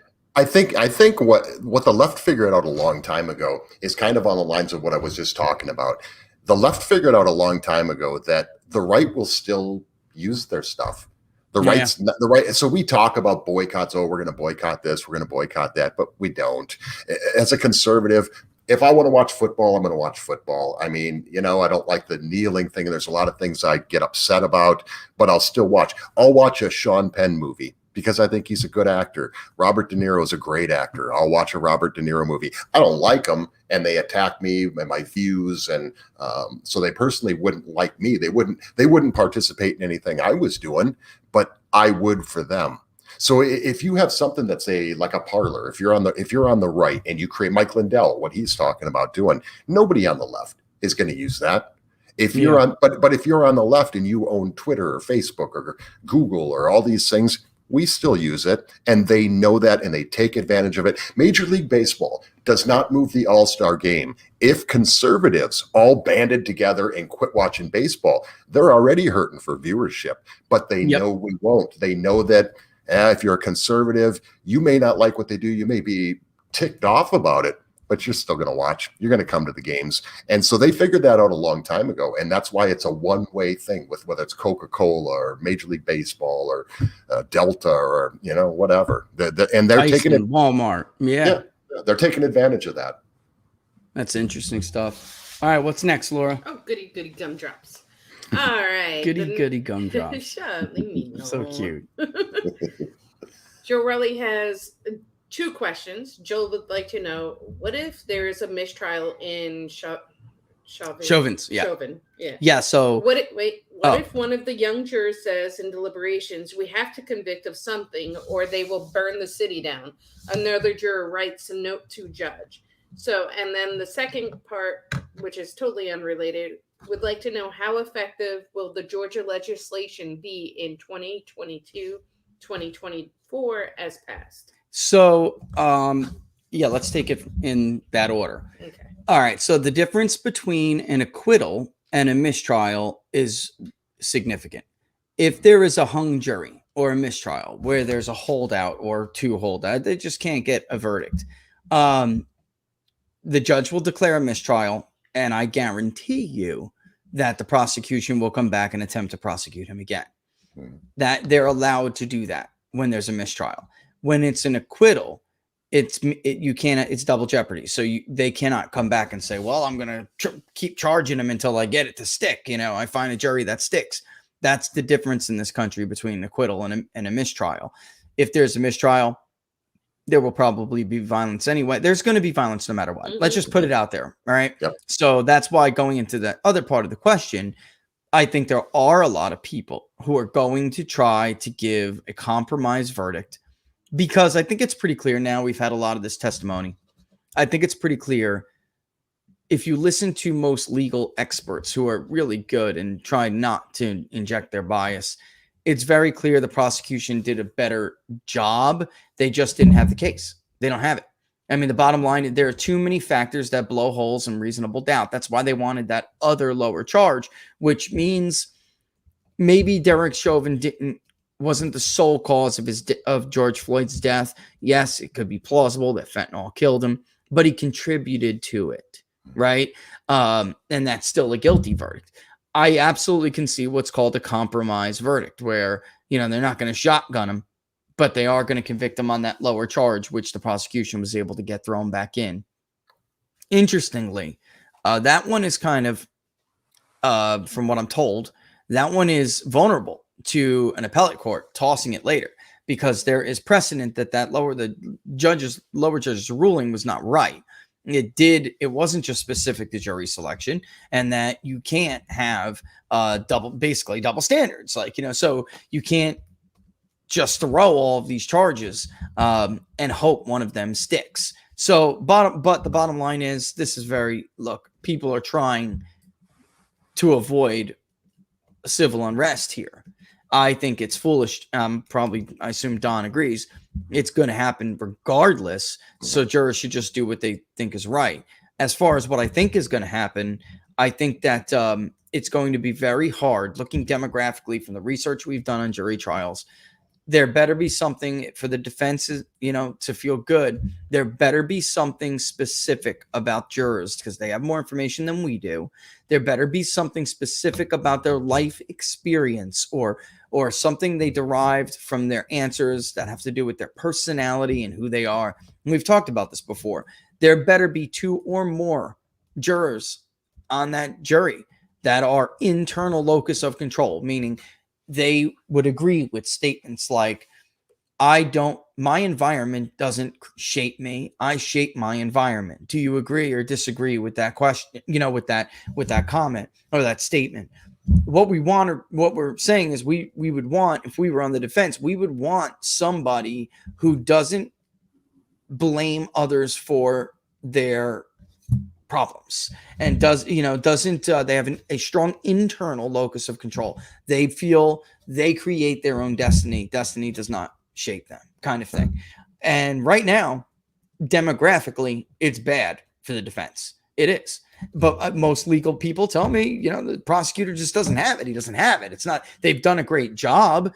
Some of their witnesses, Tobin and others, tripped up pretty badly and made some really stupid comments. But it's a difficult case to make because Chauvin was trained that way, because you have those intoxicants in his system, because of the residue, and on and on and on. But, I honestly think, like he's saying, there can be that what you're pointing out, what you're asking about, that compromise verdict where somebody just says, because there are holdouts are rare, folks. People get bullied. There are strong jury foremans and they push people. They want to go home. They're tired. They want to get back to their families. They're just over it. That's what happened to Scott Peterson. I mean, there were multiple jurors who were not comfortable with it. This girl and the jury foreman bullied the hell out of the jury until they decided to let it go.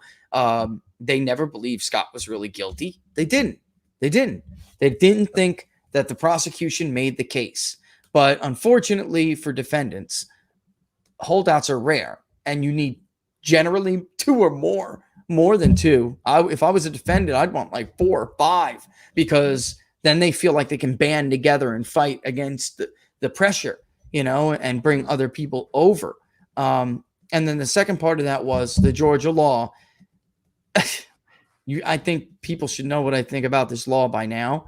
It's a watered down version of something that already wasn't great, and it really didn't address a lot of the stuff that you should have hoped to see addressed.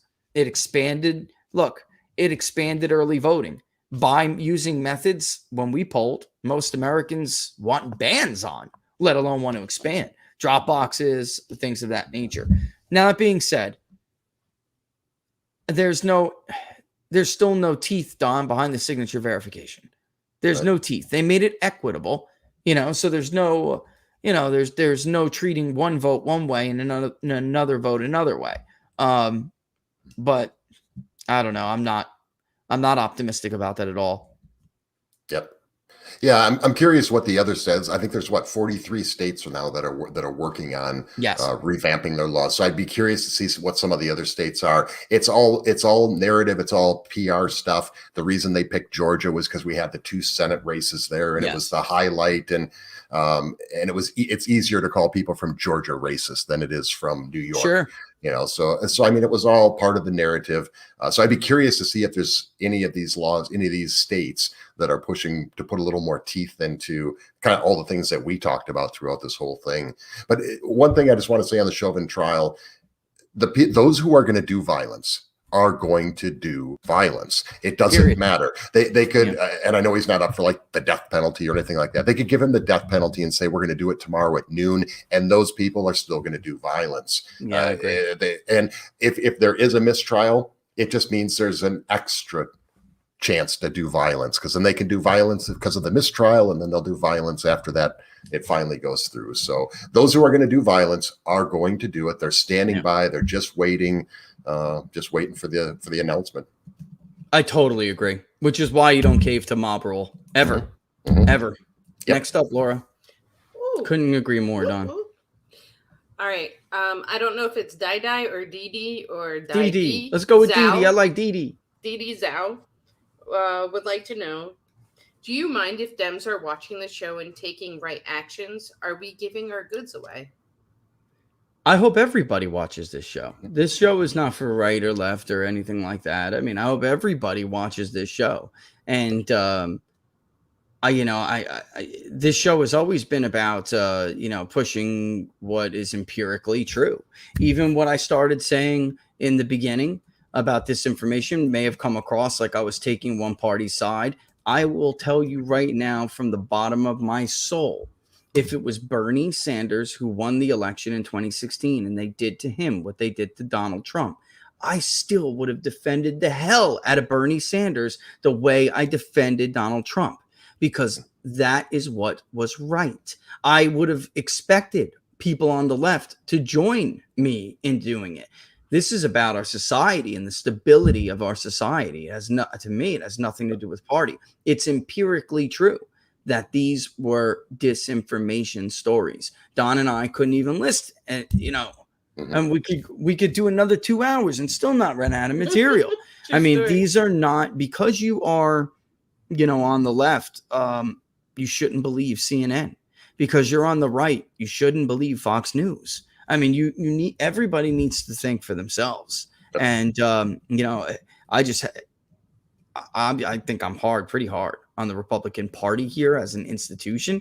I just think when it comes to economics, they tend to be right more than the left. I mean, the left does not have good economic policy. So I sound like I'm on, right? I mean, it's just true, Don. I mean, this is empirical. This is not a matter of opinion.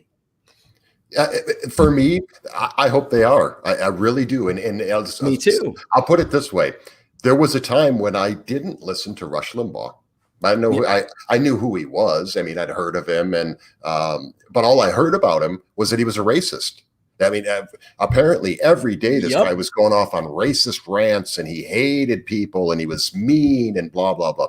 So I tuned in because they pushed me to listen to Rush Limbaugh. And then I listened to him one day and I went, I didn't hear anything racist, and he makes a whole lot of sense. So I listened the next day. Well, maybe he just, he had an off day as a racist. He took the day off. So I listened the next day. Nope. Boy, he makes a lot of sense. So I started listening to Rush Limbaugh, and that's because the left drove me there. So I hope they do watch my show. I hope they watch your show. I hope they get all this data and go, that stuff kind of makes sense to me. Because I think there's a lot of people that aren't liberals out there who think they are, because it's the safe bet, right? You don't want to. There are. You don't want to be a racist. You don't want to be called a Nazi. Oh my God, they're going to call me a Nazi if I'm a conservative. So a lot of people just say, oh yeah, I'm a liberal. And then you start talking to them and you go, well, wait a minute. So you believe in capitalism. Okay. So you believe this country's great. Okay. So you believe. And pretty soon you get to the thing and you go, dude, you're a conservative. I don't know what to tell you. You may not want to admit it, but you are. So I hope they do watch. I hope every one of them watches, and you'll find out a lot of them really aren't liberals. Yeah, I think that we could actually prove that with survey results. I think we can prove the power of media narrative and social desirability bias and cultural bias and basically the overall construct. Because look at, we were talking about election reform before. Look at the numbers on the specific proposals on election reform. But then when you make it clear, HR1, there are Democrats who will say they support HR1 because they attach themselves as a Democrat to it, even though they just told us they don't support the proposals in HR1. They don't want 16s and 17s and people who are here illegally, or even non-citizens who are here illegally.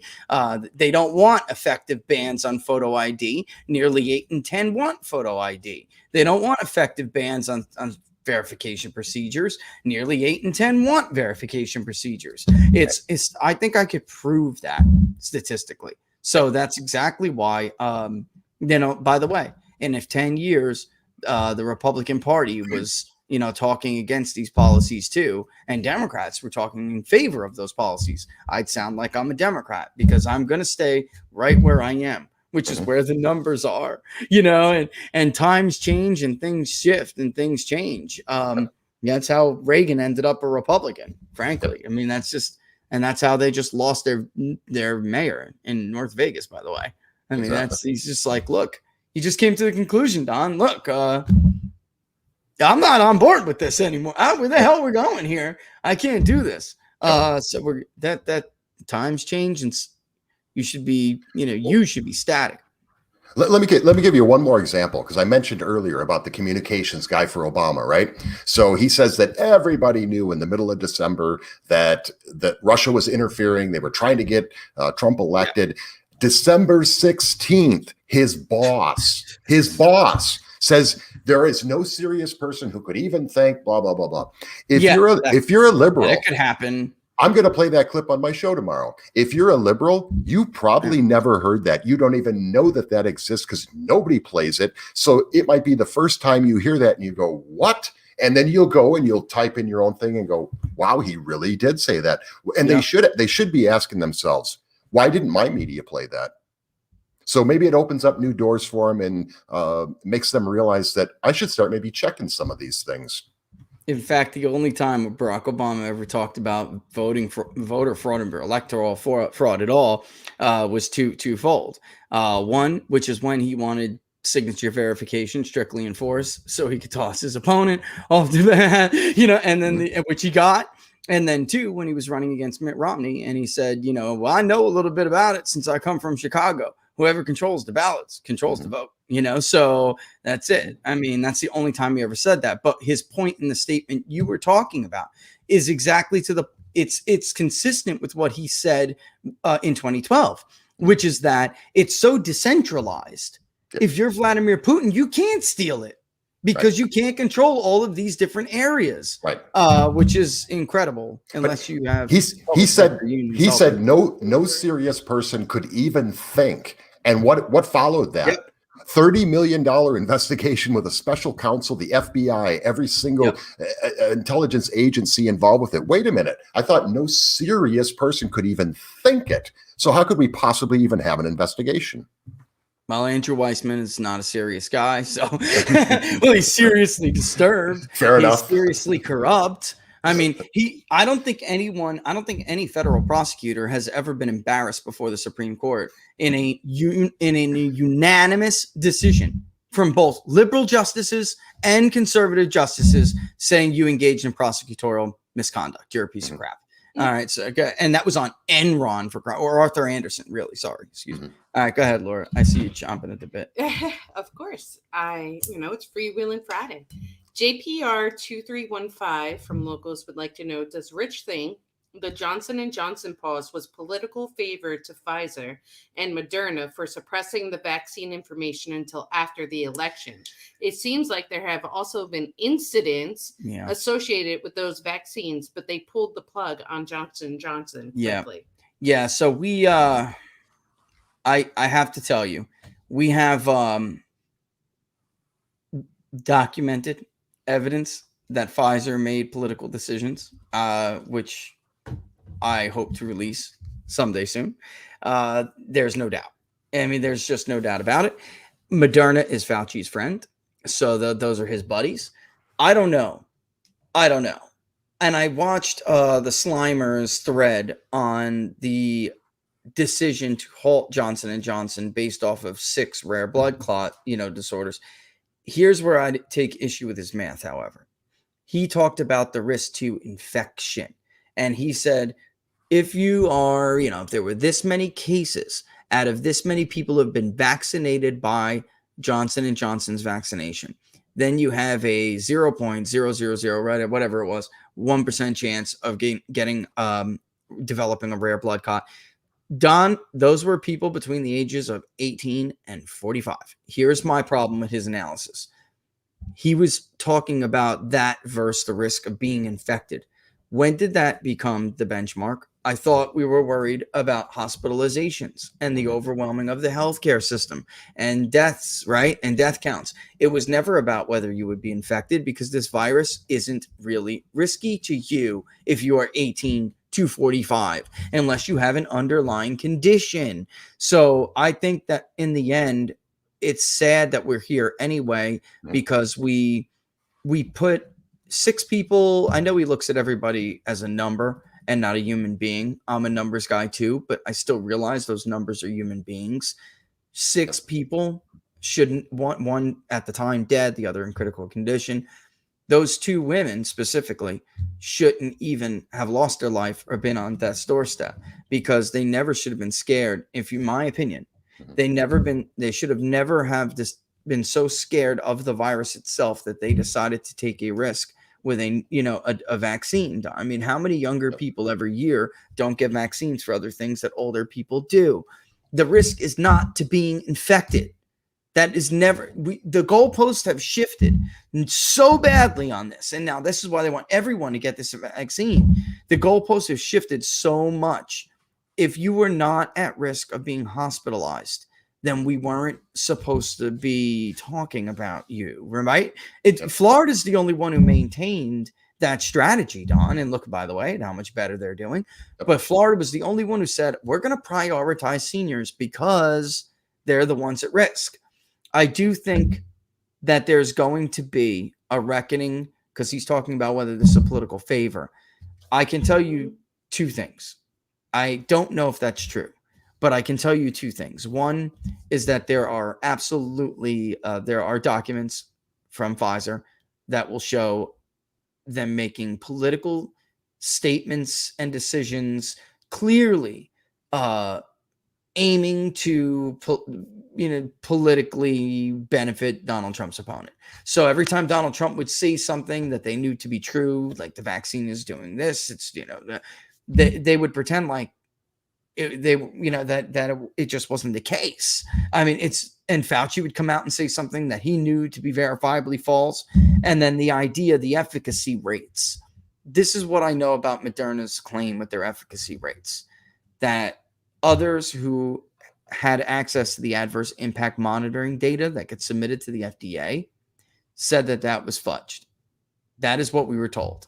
And I've tried to get people on the record, but Don, those are high efficacy rates to begin with for a virus that is a novel virus and a method that has never been used yet. I mean, this is the first mRNA vaccine. It is. So it's a little bit off the chart. I don't know if it's political payback, but I mean, I wouldn't be surprised. I do think that maybe it's also just as likely that Nate Silver is right, that it was an overreaction, because we just don't know. I don't think we have the information. But I can tell you that I do know that these people have made public statements that were political, and they were intended to be political. And there's infighting. There are emails with them infighting. Like, hey, I don't think we should be taking sides like this. We should have just told them the truth. We should have just said the truth instead of who deserves credit. And the email, one of the emails I'm talking about specifically, references warp speed and whether or not Donald Trump helped them with Operation Warp Speed. Now, of course he did, because they never would have been able to get through the red tape. So from the what it takes to move through the phases of vaccine development is a lot of red tape in between. And what Donald Trump did by putting them in warp speed was allow them to not have to worry about that tape. So, okay, submit the adverse impact monitoring data. Someone's going to look at it right away. You're not going to be stuck in this ridiculous 6 to 12 month wait time. We're going to look at it right away and move forward. And some people you can probably figure who out I'm talking to by public reports ran out. She's a woman. And said, no, Donald Trump didn't help us at all. And the emails are blasting her back and saying, why on earth would you? We all know you're a liberal, because she is. And the other executives are saying, we all know you're a liberal, but you know damn well without Operation Warp Speed, this vaccine would not be completed in this time frame. Why did you do that if not for political reasons? And her response is an attempt to put herself, well, Pfizer technically wasn't initially involved in warp speed, and they come back firing with, you're missing the point. The regulations would have been a hurdle, and the freaking vaccine would not have been done unless the president removed the regulations, the red tape, period, the wait times. It's all about the wait times. Yep. And she put out that public statement knowing it would help Joe Biden. And it was false. All right. So we already see infighting in Pfizer. And I dare Pfizer to deny that. I double dog dare them to defy. Yeah. I double dog, triple dog dare them to deny it. And, and then there was issues with their other vaccine developers saying that Moderna was lying about the adverse impact monitoring, which no media outlet has picked up on. It's incredible, Don. It's incredible. These are huge stories. They don't want them. But let's put it all in a nutshell here, because here's the deal. What happens in a society when you can no longer trust anything the media tells you? What happens in a society? We used to call it, you used to joke around about it. Oh, conspiracy theories and the tinfoil hat. And, you must be crazy. Nope. We're at a point now where you have to ask those kind of questions. I'm curious too. Why Johnson & Johnson? With so few cases, why not? You mean there's been no adverse reactions on any of the others? I bet there has. We would never know that, though. So what happens in a society when you can no longer trust the people that tell you get science? You're going to trust science. Science is politics. There's no such thing as science anymore. There's no such thing as journalism anymore. So here we are as Americans, and you've got to question these things. Why is it Johnson & Johnson? They must have done something to somebody. If Coca-Cola would have come out, or Delta, and come out the other way in their thing about the Georgia voting law, would all of a sudden we be finding out that there's some kind of poison chemical in Coca-Cola? Be careful with Coke. Oh, don't fly Delta because we found they have a bunch of drunk pilots running around. Everything is politics now, and who do you trust? Who do you trust? We've got all this data out there. Can you trust it? Do you not trust it? Is there politics behind it? Why Johnson & Johnson? So these are now legitimate questions. There is no such thing as conspiracy theories anymore. There is no such thing as tinfoil hats. These are actually legitimate questions now. I'll tell you, Don, and this goes to what the questioner was saying too. In the beginning of this, and Laura, she'll back me up on this. In the beginning of this, one certain company got a head start, and they would, because this is what they do. They jumped to the antigen method, which is behind the Johnson & Johnson traditional vaccine development method, not mRNA, and it didn't work, Don. Yep. So I'm unclear why the leader in coronavirus vaccinations right now, all right, initially aborted the antigen method. And we were told that the antigen method didn't work, that this thing, and this was quite literally their wording, it is not natural. This is not a natural virus. It has to be deconstructed, and we have to use the mRNA method. And I knew nothing. I'm not a vaccine developer. So I'm like, please break this down for me as if I'm a layman. I'm a layman. Please break this down for me. And then later, others are coming out with, Johnson & Johnson, we're going to have an antigen method one. Well, what? I was told by somebody who obviously would have used the antigen method if it was effective. It's like you just said, you don't know who to believe anymore. You really don't know who to believe, because what do they just want to pioneer mRNA too? Maybe they didn't want Moderna to be the only ones who had an mRNA vaccine, to be the first mRNA vaccine. So they decided to go that way and fed a line of horse, you know what, about the antigen method not working. But the one thing that is holding up that they said, and this was going back a while before people were still talking about Wuhan wet markets. Okay. When they told us this is not a natural virus. Not that, someone released this on purpose, just that was not a natural coronavirus. It must have been something someone played with. And that's just, I think, not the maybe consensus, but even the State Department's report said that, the most likely conclusion is that it escaped from a laboratory. So they were right back then. So I struggle with when I receive some of this information, I really do struggle with it. Like you said, what you can believe, what you can't, because that was right. Clearly that was right. So then why were they not right about the antigen method part? Or maybe they just thought it's something I should circle back and ask them. It really is. On the pandemic, the first science that we were told was that it was not airborne. It was an animal to human transmission. It was not airborne. They couldn't have been more wrong. Then it was a surface contact thing. They could not have been more wrong. Dr. Fauci, masks may do more harm than good. Then all of a sudden, when he changed and said, oh, no, everybody should wear a mask. Now you're supposed to wear, 20. But when he changed it, what did they tell you? Well, that's just common sense. You didn't even, what did you flunk third grade science classes?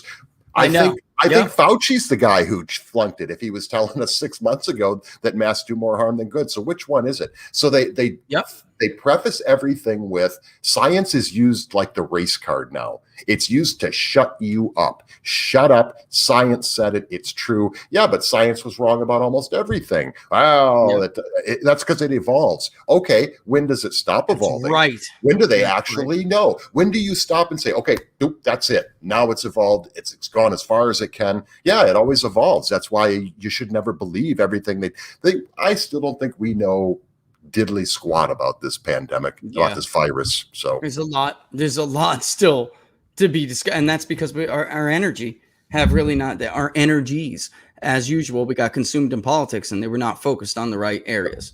Same thing with true attempts to meddle in our elections. There always are. It's nothing novel about that either.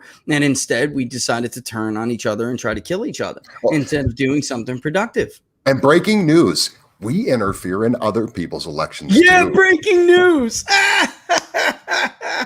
Always have. That's so true. Oh, that's so true. Looks like you're itching. You're itching. Can we get one more in? It's 5. Can we get one more in? All right. It's 5 o'clock. I know Don's got to go in. Actually just made like a common kind of question. Has anyone noticed this modern shootings crop up after we got rid of state hospitals and asylums? I mean, that's there's a lot of literature on that, actually. Very, very good point, because there's a lot of literature on this. But go ahead. And what are the percentage of Republican bureaucrats in DC do you think are happy to see James O'Keefe depersoned? Oh, depersoned? Yeah. Yes. Or deplatformed? In DC? But probably a lot of them. They're not real. DC Republicans are not the same as the Republican that you're thinking of, right? So Robert Mueller is supposed to be a Republican too. All right. Jim Comey. Yeah, right. It's supposed to be a Republican. Those are not real Republicans. John McCain. Probably. Yeah. John Boehner. Mitt Romney. Some of these are elected people, not bureaucrats. But let me put it to you this way: look at the vote share of a Republican candidate in the District of Columbia. I mean, we're talking about low single digits, guys. So chances are high, probably. I don't know. It's 50-50, guys, over there. 70. I mean, yeah, maybe 70. Laura said 70. She's probably right. I mean, Biden percentage. It's a Biden margin, I think. Yes. It's a Biden vote by mail 48 hours later margin. So yeah, I don't know, Don. What do you think? All right, I have to comment on this because this is one of my most passionate issues. The comment about the state hospitals and the shootings going up. I saw you light up on that. Go ahead. Geraldo Rivera. I don't remember the year. 25, 30 years ago, and it was an institution called Willowbrook. He had this institution shut down. It was the biggest in the country at the time. It was New York. It was all of that's where they sent their people with mental problems. You remember this? I keep saying we have a mental health issue in this country. Geraldo Rivera got this thing shut down. He went undercover and he got inside there and he went, oh, this is a horrible place. And it was being run horribly. Instead of fixing it, they caved the political pressure. He pushed and pushed and pushed until they shut it down. You know what happened around the country after that? They all did it. They shut down the biggest state-run mental health institutions in this country. Do you know where those people went? Walk around Washington, D.C., walk around Seattle, walk around New York. They're all homeless people now. Have you ever come across these homeless camps?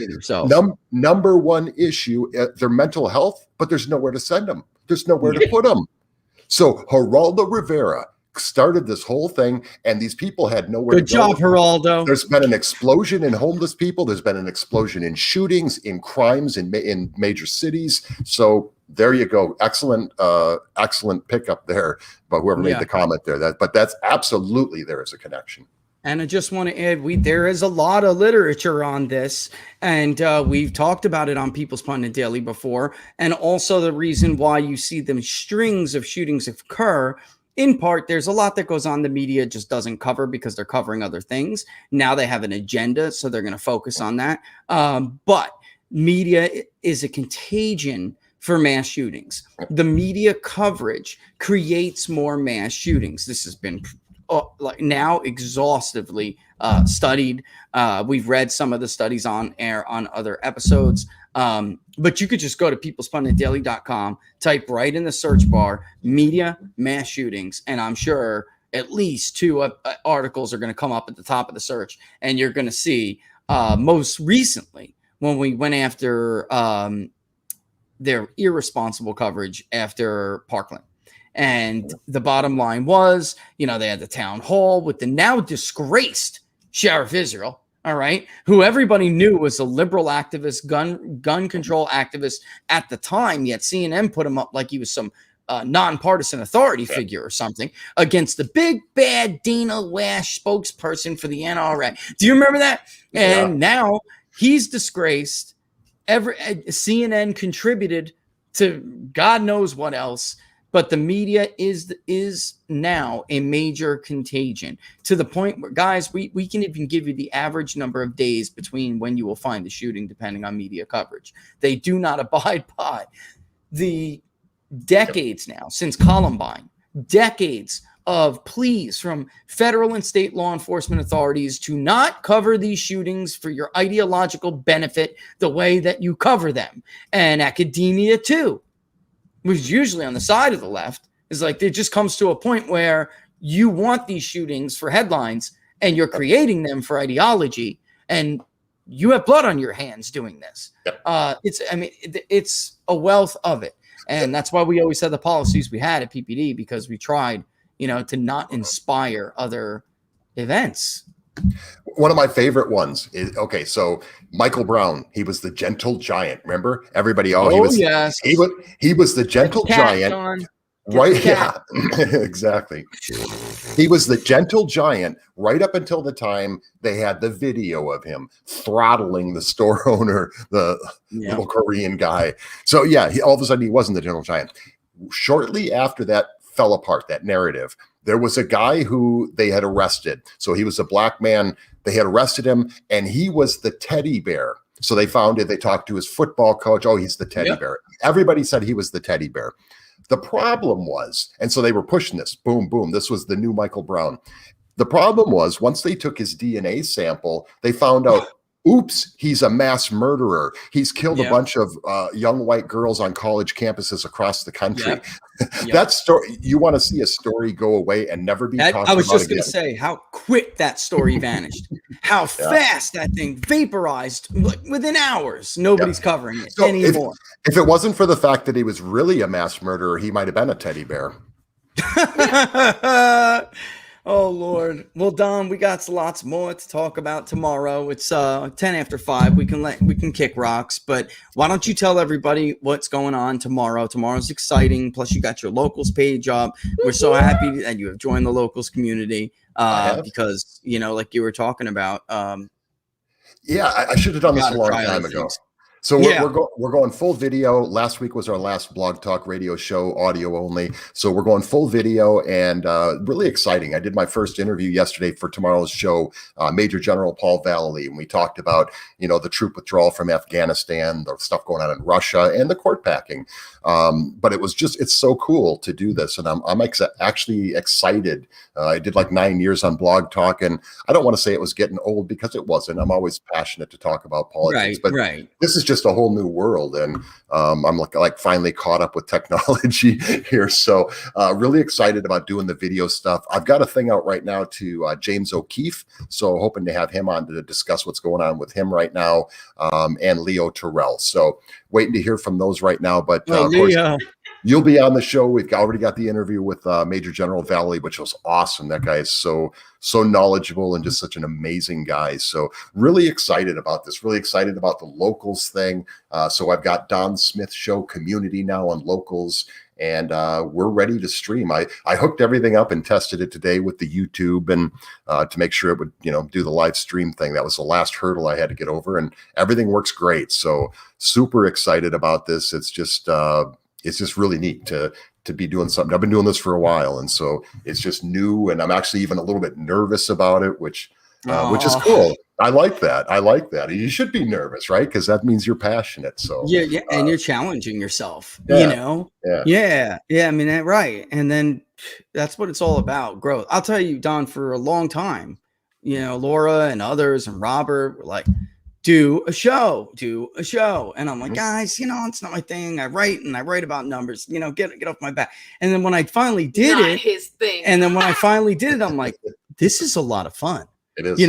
And we went right to video, but I'm like, this is a blast. This really is. And I'm so glad we never looked back. Really. Yeah. But never again, looked back. Laura was right. But again, Laura was right. And with that, go ahead, tell everybody where they can find you, Don, and when they can listen tomorrow. So on locals, it's Don Smith Show community. On Facebook, Don Smith Show. Still my website, of course, donsmithshow.com. I know it's so complicated. I know, right? Don Smith Show. So and I'm on Twitter at Don Smith Show 2. So I'll have the links on all those places, and of course YouTube, Don Smith Show. So looking forward to live streaming, and I hope you guys enjoy it too. And it's exciting for me, and it's just taking it to the next level. So super excited about it. I hope you guys will enjoy it too. And I love the locals thing because it's like, great. Who do you want me to interview? I mean, I've interviewed Ted Nugent, President Trump. Anybody. My bucket list is really small on who I want to interview. I've been really fortunate to be able to interview all these great people. So it's like something breaks, news breaks during the week on a Tuesday, something happens. I can get somebody on right away, and I can put that 15-minute video out there, but it'll wrap up into the show Saturday. But who do you want to hear from? What are your questions? What would you ask Ted Nugent right now? What would you ask Donald Trump? Or, I think that's the really cool part about it, because you don't get to interact with Fox News or, anything like that. So who do you want to hear from, and what do you want them asked? So I think that's a super cool thing about locals. Yeah, I couldn't agree more. And folks, don't miss it. Noon Eastern Standard Time. I can't wait to do get on and do the interview myself. I'll tell you, Don, I wish I would have had locals when we were doing the election 2020, right? Yeah, because it's so cool. What do you want to ask people in Michigan, in the battleground state of Michigan? We could have set out the surveys right to locals. Which one should we poll instead of we did it through the show and we made it work, but it would have been really cool to have the locals community, at that time. But now this is, I'm with you on that. It's, it's more, you get more serious people, it's like a serious conversation. And then it blends into something that, they want this, You can help them get it, and then we It's go easy through to it cater together. It's it's just so much more interactive, and it's easier to cater to individual people. That's what I You mean. know, so Exactly. Yeah. I mean, the questions are usually incredible. You Yep. know, by the way, I did that speech to the university yeah. earlier this week. I'll get clips of it to put up. Nice. I have been in front of campaign committees. I've been in front of lawmakers. I've been in front of, I don't know, executives. I've been in front of corporations. I've given speeches to different people. This group, what are they, freshman and sophomore, right? Yeah, for something happened in the junior and senior class, didn't get it. The freshman and sophomore did. Completely blown away by the depth of these questions. And I mean, just down to methodology questions that were just so cool. And I can't wait to get clips of it to throw it up to let people see, because I'll tell you what, guys, it'll give you some hope. Yeah. It'll give you some hope. Anytime you see fantastic questions from the younger generation, it's inspiring and uplifting, because you're like, oh, thank God. Right. Give me some confidence, you know. Yep. But with that, I guess we'll kick rocks on, and we'll see you at 12 noon, folks. If you like the show, of course, like it on YouTube. If you're watching on YouTube, hit that thumbs up button. If you like the channel, you can go ahead and subscribe to People's Pundit Daily right there. Don't forget to hit the notification bell. That'll let you know when we're going to go live. And like we've done, like we said, scrolling on the bottom right now, sign up to the locals community, and also check out the public polling project, and we can get some gun issues, Second Amendment issues into the next questionnaire. All right. With that, Don, we're going to get out of here. Everybody have a great weekend. Thanks, Don, for joining us. And everyone stay safe. We'll see you tomorrow. Bye, all the Laura. best, folks. And she ran off to go grab the kid. But I'll give her my best. All right. I'll give her your best. Thanks, which I'm sure she would just bounce at you, bounce right back at you. Yep. Tell Brenda, of course, we said hello. Will do. All the best. Have a good weekend, everybody. See you tomorrow.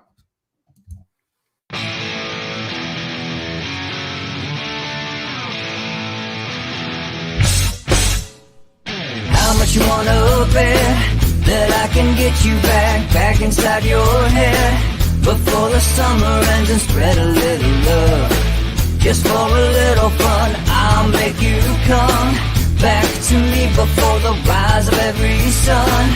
Baby, it's meant to be. I know you got a man, but he don't understand. You're gonna be a heartbreaker.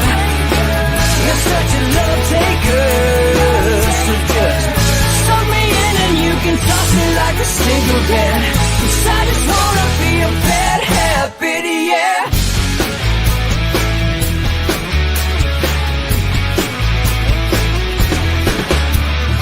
Rhythm in our love, it's impressive, excessive. You can't make this stuff up. My chest beats, it's restless, wakes the neighbors up above. Yeah, baby, come and show me love. Baby, come and show me love. Because you're gonna be a heartbreaker. You're such a love taker. So just suck me in and you can toss me like a cigarette. 'Cause I just wanna be a bad habit, yeah.